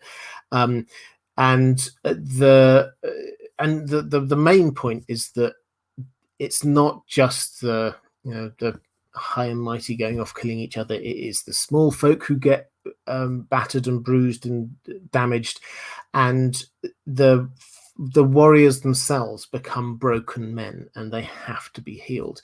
This fits in. The payoff of this, I think, isn't specifically about a thing which will happen in the Winds of Winter. This is part of the broader arc, is probably the wrong word for it. Theme is probably a better way of saying it, that George R. R. Martin has got through these stories, which starts off with this Tyrion speech about cripples, bastards, and broken things. These are the people who are going to survive and win. George R. R. Martin, win is the wrong way of saying it even. They are the ones who are going to be around to remake the world afterwards. George R. R. Martin, when he talks about bittersweet and he tries to unpack what he means by bittersweet, he talks about the Lord of the Rings, and he basically says you think of the Lord of the Rings as having this happy ending and all the rest of it, but when you dig a little bit under the surface, it's not that happy. It's bittersweet. Frodo may have achieved his mission. It's sort of, anyway. But he cannot enjoy the benefits of it at the end of it. He's been a broken thing, broken by his experiences. He cannot, in the way that someone like Sam can, he cannot live there and enjoy the rebuilding of the Shire, because the simple life that he left is no longer available to him, because he has been so scarred by what has happened, by the ring's impact on him. And that is what makes it bittersweet, is that the victory was won, but the people who won the victory are broken by it and cannot therefore enjoy it to its max. And I think this is the theme that we've got. Cripples, bastards, and broken things. This is an extension of it. The elder brother talks about broken men. These are the people we're being told to look out for. And if you're trying to guess who is going to survive, who is it who's going to be building the new world afterwards, it is the broken people who are going to be the ones who do it. The ones who start off with everything and they're trying to get everything, they are not going to survive. It is the people who get broken and yet keep on going. So it's one of the big themes that we've got going on through this. Okay, let's do another question from my patrons.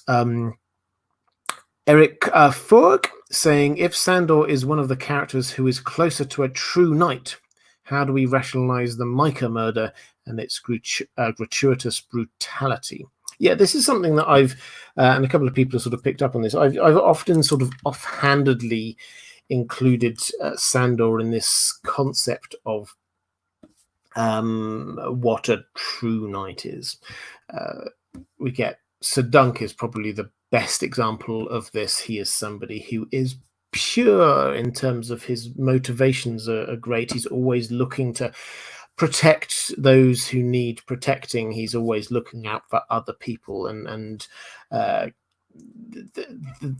upholding the knightly virtues. Brienne is a fantastic example.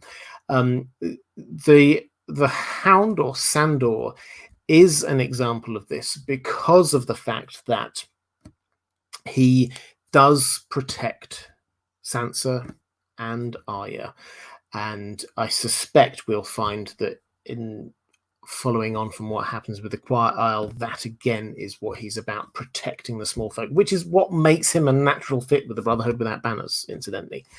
Now, he is not a perfect true knight, but he does fit in one important thematic way, which is George R. R. Martin tries to show us that the people who are actually knighted are not necessarily the true knights, the people who look like it, but it's the people who are not knighted that are most like that. So you get Dunk, Sir Duncan the Tall. He probably actually wasn't ever technically knighted. I did a video on it ages ago if you're interested in all the evidence, but it's almost certain that he made it up, the idea that he's actually a knight, and feels guilty about it. Brienne is not knighted because she's a woman and they don't knight women. So even though she does everything you would expect a knight to do, she is not a knight. And similarly, Sandor, even though he was a member of the Kingsguard and so technically must have been a knight, he wasn't a knight because he refused a knighthood, because he could see what the knights were like and did not see that as something to aspire to. So when you're saying how do we rationalize the Micah murder,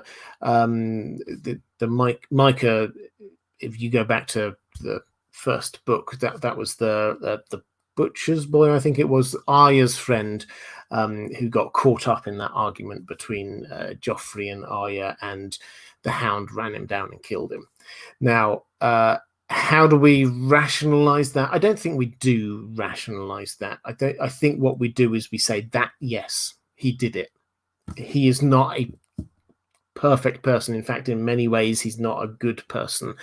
But that does not mean that he does not have some of these knightly virtues.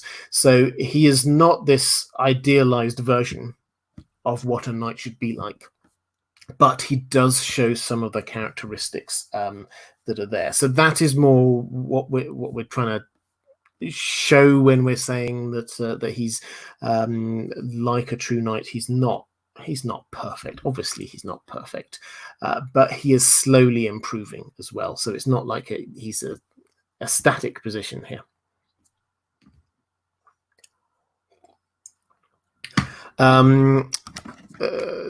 Scott Kratcher saying, hey, I'm interested to hear your thoughts on why a career bodyguard, basically, for the monarchy, would up and bolt over the Battle of the Blackwater pretty easily. I'm glad he did. Just curious on some info from your thoughts on why. If it's all the cause of the fact that the kid he's watching is a loser, then that's fine. Well, I think that the fact that he realized that Joffrey, as you say, is a loser, probably played into it. But this is about fire. Now, that might sound like a weak reason to run away, but this is a deep psychological damage within the Hound. It's everybody knows it about him. He steers clear of fire because as a child he got burned badly. And this is mentally scars him, and whereas he can go through life, there's a fireplace over there, okay. What happened with the Battle of the Blackwater was that the entire massive river suddenly was aflame. The whole thing, fire shooting up, wildfire, burning bright, burning hot. This was the epitome of everything that he was ever scared of. And it just pushed him over the edge. He could not do what he was asked to do.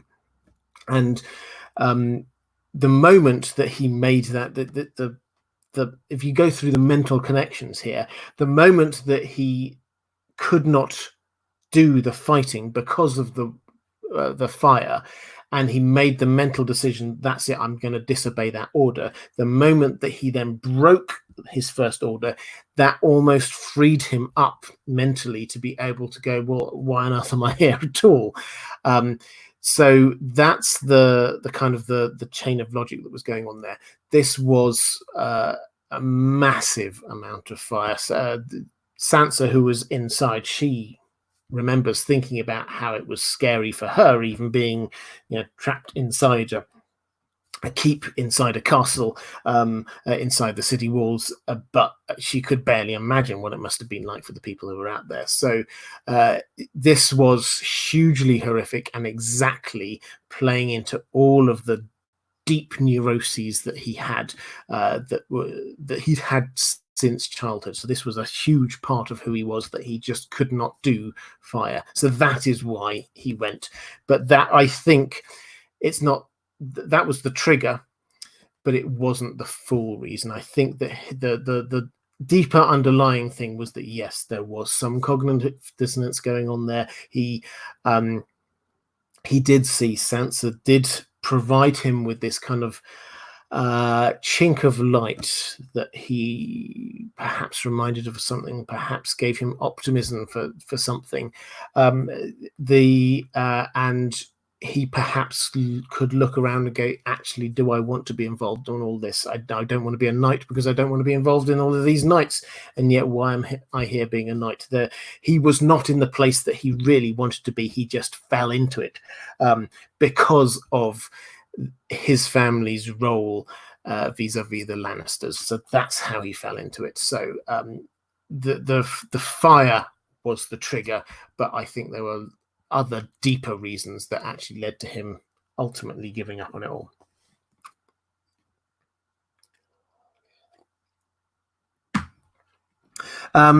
Okay, the question from Tony A saying, you often mention Sandor as someone who has genuine knightly qualities but is not a knight. Do you think he will get his Brienne moment when someone recognizes this side of him? If so, who would be the one to draw attention to it? I don't think it's going to be that clear cut. I don't think he's going to. I mean, I said earlier in the stream, wouldn't it be nice if he were knighted? But I don't think he will be knighted. I don't think it will be a public thing. I think that this is just going to be a recognition from people, specifically the people who he has shown those knightly values towards, and that is Sansa and Arya. I think they, a combination of one or perhaps both of them, will recognize who he is, and it will be a personal moment between them, recognizing those knightly virtues rather than a public moment, which is what Brienne needed more than anything else, that showed her that the universe accepted her as a knight. I don't think Sandor aspires to be a knight or would see that this is a thing that he wishes to particularly attain. It was something that Brienne definitely wanted to attain and was heartbroken that she couldn't. So that's the difference there. I think that it's more about a personal recognition than granting him a knighthood, which is something that he was never really wanting in the first place. Alicia Kingston in the chat. Hi there, Alicia. Saying, I feel like maybe Sandor could have looked at Sansa and remembered his little sister being abused by Gregor. Any thoughts? Yeah, absolutely. I think that this is somebody was saying a little bit earlier, this is very much in line with what his character. So his character is based on what happened when he was young, same as with so many of us, when he was young, and his brother abused their sister hugely, and Sandor was scared of his brother. Understandably, his brother was massive, and he pushed his head into a fire. So he just stood by and let it happen. So Sandor is there. It's worth noting that most of what we see happening, the mountain is not around. He has gone. So Sandor no longer has that immediate reminder of his childhood. So he can start to explore how he might do things slightly differently. We see what happens when they are together, when we get that tourney in the mountain and the Hound face off against each other. So it's something really deep that really hits home with what happened in his childhood with his brother and also with his sister.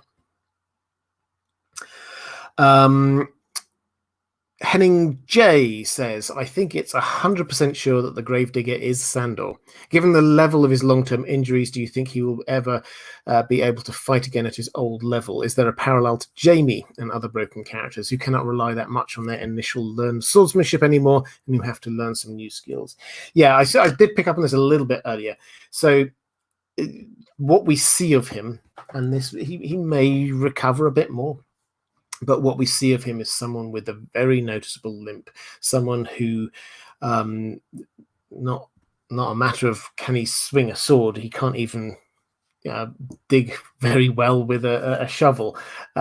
So no, he's never going to be exactly the same as he was before. This is why the axe is now a much better weapon for him, because it's just brute strength and hacking. Yes, I'm sure this is the time when there's somebody in the chat who's an expert at axe fighting, and you can probably tell me that there is great technique and skill in it. I'm sure there is, but you can pick it up and hack away and be incredibly brutally effective in a way that you can't necessarily with a sword. So that, I think, is what's going to go on. I think that he will be a different kind of fighter. But I think the link across to Jaime is a really good one, because Jaime is also rebuilding who he is. And when we see him in the Winds of Winter, he will have made a decision to turn his back on the Lannisters, even if it's only for a time. At the end of the last book, we see him scrumpling up a letter from Cersei, begging him to come to help her and saying, burn it. We see him not go to help her and instead go off with Brienne. So Jaime is himself, in his own way, turning his back on the Lannisters in the way that the Hound did. So there is an echo of their stories with each other. And the fact that neither of them will be the man they once were is also quite important, I suspect. They are both classic broken things, which in a way means that I think that they've got a much better chance of getting to the end game, rather ironically. Whether they survive, as I say, is a different matter. Jaime, I suspect, won't. The Hound, we'll get onto his fate in just a moment, because we nearly got to the questions about what happens. Carl Carsnock saying, I always assumed Robert was an expert axe fighter in real life. He seems the type. Okay, I will take that as a compliment. Thank you very much. Eric Fogg saying, is there anything we can read into the Mountain's addiction to milk of the poppy and endless headaches while living? Could the Mountain's constant pain have been a factor in his treatment of Sandor and the rest of their family? I hope if Sandor comes back, more of their backstory is detailed. Yeah, so we've got the Mountain.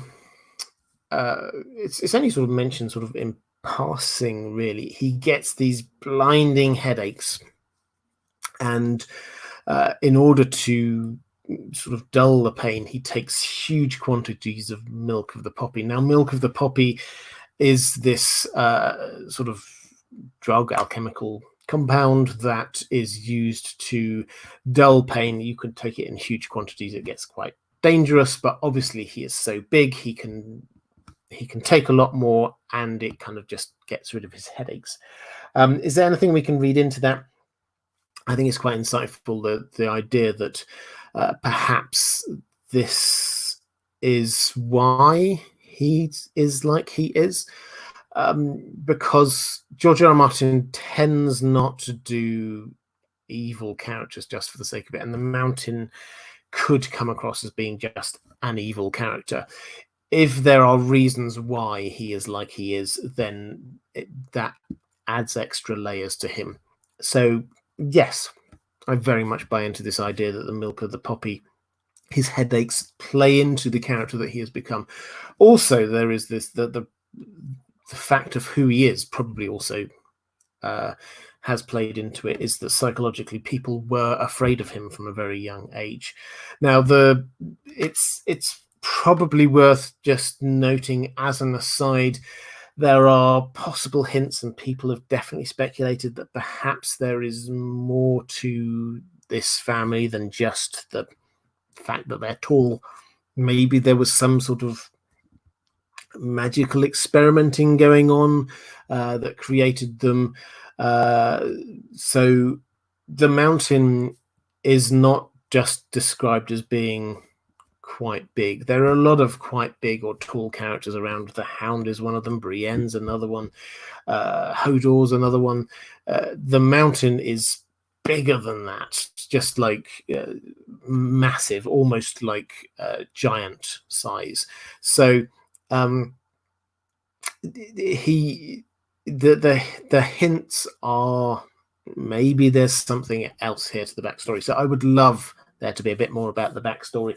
I don't know. We may never find out for sure, but it's certainly noticeable that these two brothers are similar in the extent that they're both large and they're both loyal.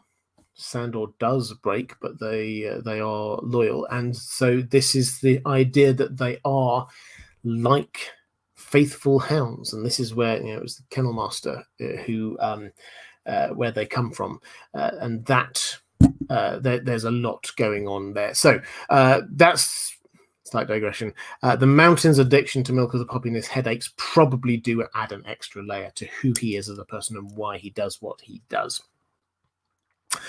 Okay, let's look finally at the end, where this is all going. Bride of Fire says, "Hi Robert, do you think Clegane Bowl will play out similarly in the books like the show? Also, slightly off topic, since the mountain is a science witch, do you think they can be affected by dragonglass?" So, just on that last one, I think probably not. I think that it is dragonglass is a specific thing for the others and the ice wights, because I think that if they were created by the children of the forest, they created a way to destroy them or to kill them. And I think that is what was going on there. It's not something intrinsic about if you're brought back from the dead, then dragonglass can kill you. I don't think that's what it is. So it might be. We've not had any evidence one way or the other, but that seems to be what the clues are. In terms of Clegane Bowl, so as I said, I think when we talk Clegane Bowl, it conjures up this idea of these two big champions fighting each other, and that's not wanting to kill each other, big grudge match. That's not what this is about. This is going to end up the way that the framing of this is going to end up is going to be entirely based on Sandor's arc from now on. The person that he is at the end of all of this, that is what's going to frame the final confrontation between them. It's not, I think, just going to be revenge. I honestly think that there's going to be another layer there. I think that he will feel he has got unfinished business, but this is no longer his brother. I think that he's going to come and realize that it's not him. There's a very good chance, incidentally, that he doesn't even have a head. Now, on the show, then they kind of, you could see the eyes and all the rest of it, and at one point he took off his helmet. In the books, it's kind of hinted that might not be the case. His skull, what looks to be his skull, was sent down to Dawn. And everyone says, yep, that's about the size of the mountain skull should be. So nobody really doubts it. And the helmet is actually almost, it's sort of described as being like fused on. He never takes it off. You can't see inside. The visor's always down. It's just dark there.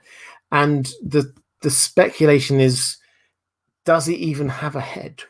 Is this just a body that has been reanimated without an actual head? And so I do wonder what might happen if his helmet gets knocked off and Sandor realizes that this isn't his brother, not in any way, shape, or form. This is just his brother's body having been reanimated.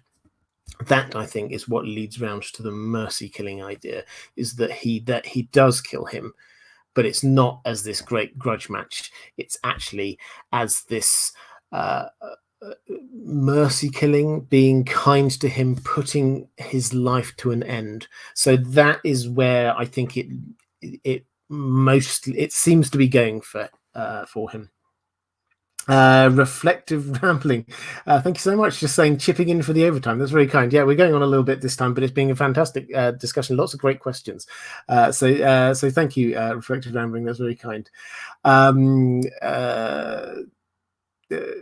Mohammed Akra saying Robert is sleepy time. Yeah, it's getting well. It's about 12:30 here. I can keep going for a while longer. Don't worry. So Morally is talking about are there no true knights among you? Sandor Clegane to me is a true knight, like Brienne. He is fierce in battle when needed to be, but he also shows compassion when needed, especially to Arya and to Sansa. I think I've covered off the rest of that earlier, actually, Maura, so I'm not going to go back over the true knight thing. But Jared saying, thinking about his history, we see him as a fairly heartless mercenary at the beginning of the story, and then we see him grow into a more selfless character as the plot unfolds. I think it's interesting that his early story involves only male characters, his brother, father, Tywin, Joffrey. He doesn't begin to grow emotionally until he regularly interacts with female characters, Sansa, Arya, Brienne. Any significance? My opinion is that he was victimized or neglected by males in his youth. He can more readily empathize with others who are also victims or shunned by society for being different. I think that's I've read all that out in full because I think it's a really interesting one. Yes, I think the last bit, what you're saying, definitely in terms of being able to empathize with people who are victims is a really important part of his character. I think that he understands it because although to many people that's, he's this big fighter character, his psyche is still caught up in where he came from in his youth, in his childhood, his relationship with his brother, and there he was the victim. So that inside, that is what he is. He protects that. He hides it. He doesn't show that much, but that is at the core of who he is. The point you're talking about, male and female character roles within him, I think that was a really interesting observation. He is, I mean, it's slightly buzzwordy, but I think it's the right concept. Definitely he is, I think, a victim of toxic masculinity. That I think there are a lot of people in this story who are a victim of toxic masculinity. This idea that he has to be strong, he has to be powerful, he has to show his way through loyalty, force of arms, not showing emotions. This is where a lot of characters seem to have come through in this story. I don't buy into the idea that it necessarily has to be a woman who can sort of inject the antidote to this, but I think that in this instance that does seem to be what's happened.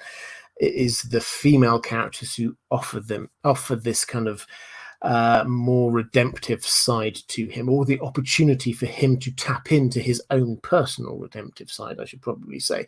Yeah, I think it's a really interesting way of analyzing it through sort of the gender politics of how he was brought up. He, more than most other characters, was the creation of a very masculine approach to what it is to be a human. And I think that you can also see that sort of, if you go one step up to the Lannisters as a whole, is that Tywin Lannister, who effectively he owned and controlled the Cleganes, but with his own children as well, you can see that is a big sort of a part of their upbringing as well.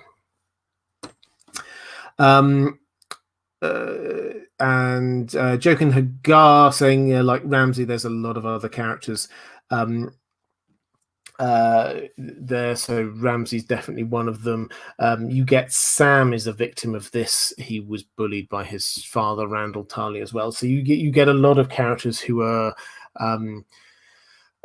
victims of the overbearing father, is another way of saying it. So yeah, it's definitely a theme which comes out quite a lot. So Morley says, Sandor Clegane to me is one of those cripples, bastards, and broken things. I would love to see a good end to his character. The only way to get Cersei is by killing the Mountain. I think of all the characters to kill the Mountain should be Sandor. On the show, they took the plunge into fire. That took great courage because of his fear of fire. He deserves a heroic death and would love for him to get that. What do you think? I like it. I like it a lot. I think that I don't think it will be exactly the same, but the way they did it tied up the fact that he did have to have this confrontation with his brother that has to end in his brother's death, and it ties in with fire, which is where all of this started for him, and him overcoming his fear of fire is symbolic, really, of his character growth, because his fear of fire comes from his childhood, and when he can overcome his fear of fire, that means that he can overcome his the things which were burned into him, from pun intended, from childhood, and his fear of his brother as well. So that all worked out. I don't think that's necessarily going to be the way exactly that it works in the books. As I say, I'm still 50-50 on whether he survives. I think that he does kill the Mountain. I think he probably does kill him by fire, but I could see him surviving. And I mean, there's a fair chance he could die in it, so it's 50-50. But if he survives, what then? I think this is the kind of the classic thing. You get a character, this kind of bittersweet thing, is that he has confronted his demons. He has done it all. The wars are over and all the rest of it. What now is the point of Sandor Clegane? What does he do?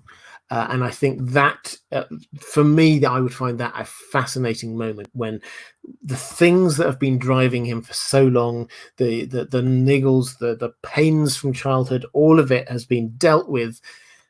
Then what? I think that would be fascinating. When he is finally able to choose, free from all of this, what he wants to do, what would he do? I don't know. So I would love to see that, and that, I think, is probably that, and him being a broken thing is probably one of the reasons why I hope he survives. I don't think he necessarily will, but I hope he survives.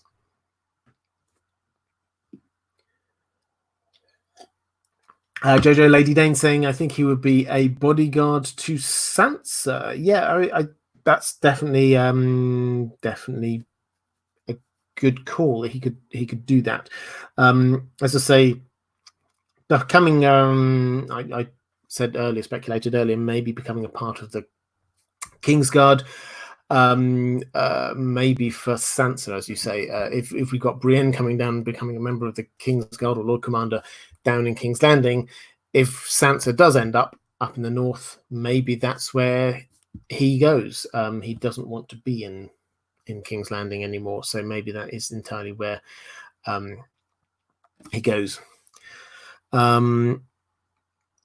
Let's go. I've got two more questions from my patrons. So now is a good time if you've got any other questions in the chat. I will try and pick up on as many of them as I possibly can. See you, Alicia. Good to see you in the chat. Tony3483 saying this almost never happens, but I disagree with Robert on Clegane Bowl. I wonder which bit of it you disagree on. But anyway, Catherine Forseth says a lot of George R. R. Martin's literary motive for Sandor seems to be the concept of the true knight. We've talked about this from a few different angles. Born through suffering and understanding of the world around him, and with empathy for others. I always find myself in awe of how well and many faceted characters he creates. Few of any are truly good or truly bad, and even the true knight is never one-dimensional. So think how unsympathetic readers find Sandor to start with, and then layer after layer is exposed, and we end up understanding the redeeming qualities of the man. He doesn't become good, but his many layers are slowly exposed. How do you see his arc ending? Well, I've talked a little bit about where I think his arc ends. But I did want to unpack this bit about our perceptions of him changing, because quite a lot of the time, George R. R. Martin uses a, a POV chapter from someone's perspective to make us understand where they're coming from. And that softens our views a little bit. So he's done this, whether you thought softened your views, but with introducing Cersei or Jaime, certainly understanding a lot more about Jaime. Melisandre in the last book, once we got inside her head, it felt, yes, we probably didn't change many of our views, but we saw a softer side to her. We saw her the fact that she took pity on Davos and protected his son because she thought that he'd gone through enough already. So he often does this, but he has achieved this change in perceptions about the Hound, about Sandor, without reverting to that tool of actually showing us inside his head. So we never see inside his head. And I think that's fantastic writing, because we just start to see how he changes from the perspective of other people. And so I'm a huge fan of how George R. R. Martin has done this with Sandor, because we see different people who have different perspectives, but you're just judging him on his actions, because that's all we can fundamentally do.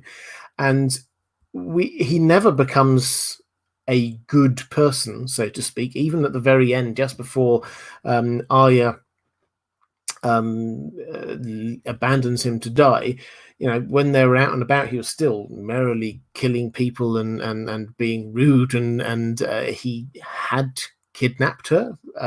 Yes, it was a lot more complicated relationship, but that was the idea, was he was going to go and try and sell this child to her uncle, which isn't a nice thing to do.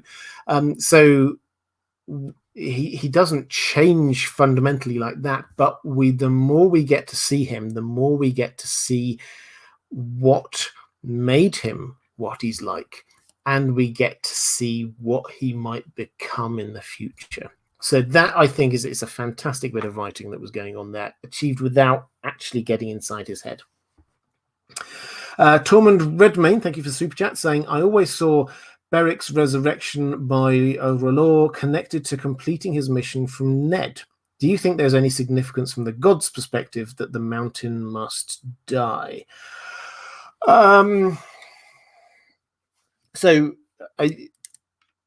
No, because my perspective is that I don't think that yes, people may interpret stuff in terms of the gods and all the rest of it. I don't think that's the way George R. R. Martin is writing this. I think he's showing us how people respond to the gods without explicitly telling us that things are because of what the gods did. In what you're saying about Beric, his resurrection was connected to completing his mission from Ned. This, and I've said this many times, his first resurrection is probably the most mysterious bit of magic in the entirety of A Song of Ice and Fire, because it is not intentional. It just happens. It also hasn't got a specific sacrifice attached to it. Yes, there were people who had died, but they weren't dying in order to do this bit of magic. So it is. It seems to break the laws of magic that we see from elsewhere. And if I had to put my finger on any one thing that was the strongest possible factor for why this might be the case, why R'hllor might exist, is probably this is going to be one of them.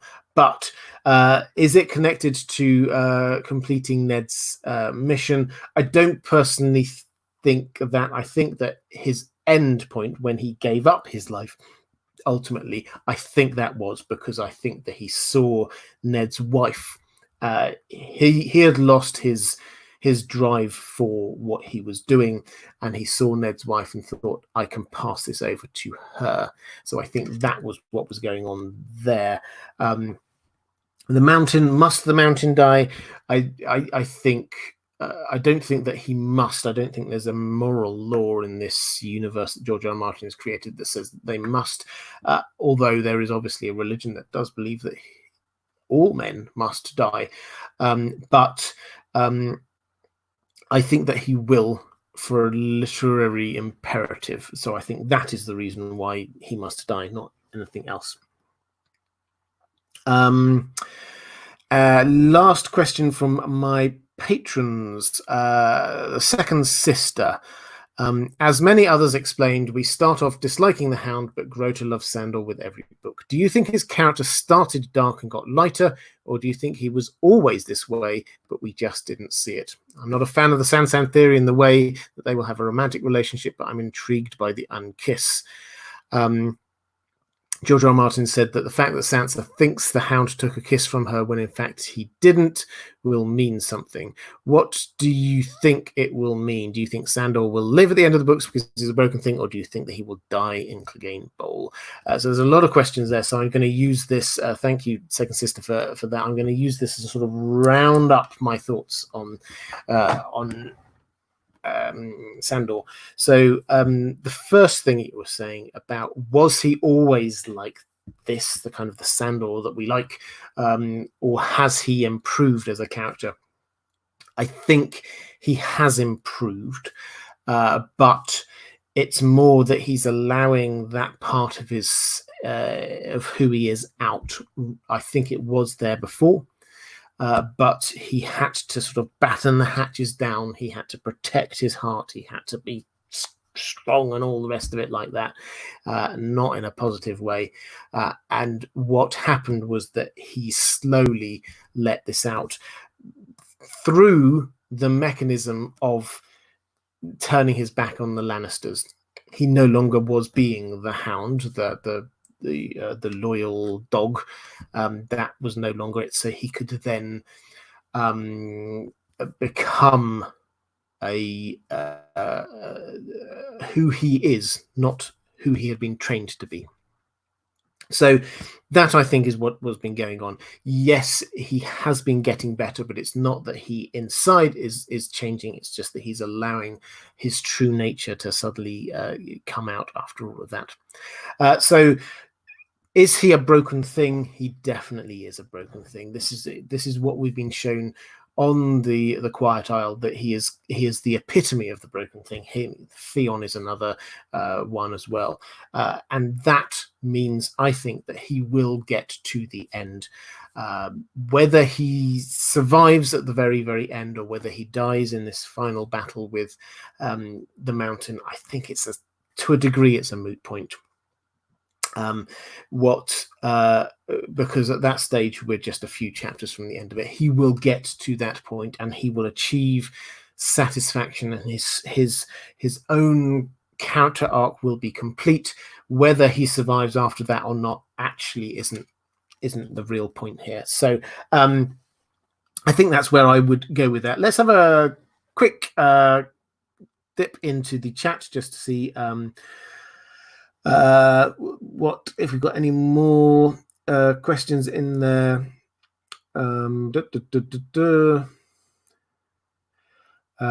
People guessing when we're going to see the Winds of Winter. People guessing 2021, 2022. I've given up guessing, guys. It's not going to be this year. That much I'm willing to say. He has got a long way to go, is what he said, and it is going to be a huge book. So that, I think, is all we can say, and I think that maybe next year, but it really depends on whether he does focus in on doing it. He is writing, and that is all we can ask him to do. Okay, I think that is probably it for this. I've gone on for a lot longer than usual, but I thought this was a really fantastic chat. So thank you so much for the questions. If you are interested in these live streams and want to watch more of them, there will be a link appearing somewhere up here. If you are interested in becoming a patron of this channel, supporting the channel, getting access to some of the things I do just for my patrons, there will be a link appearing somewhere around here. Okay, guys, thank you so much. Really enjoyed this one. There's some fantastic questions. Take care, and I will see you again next week.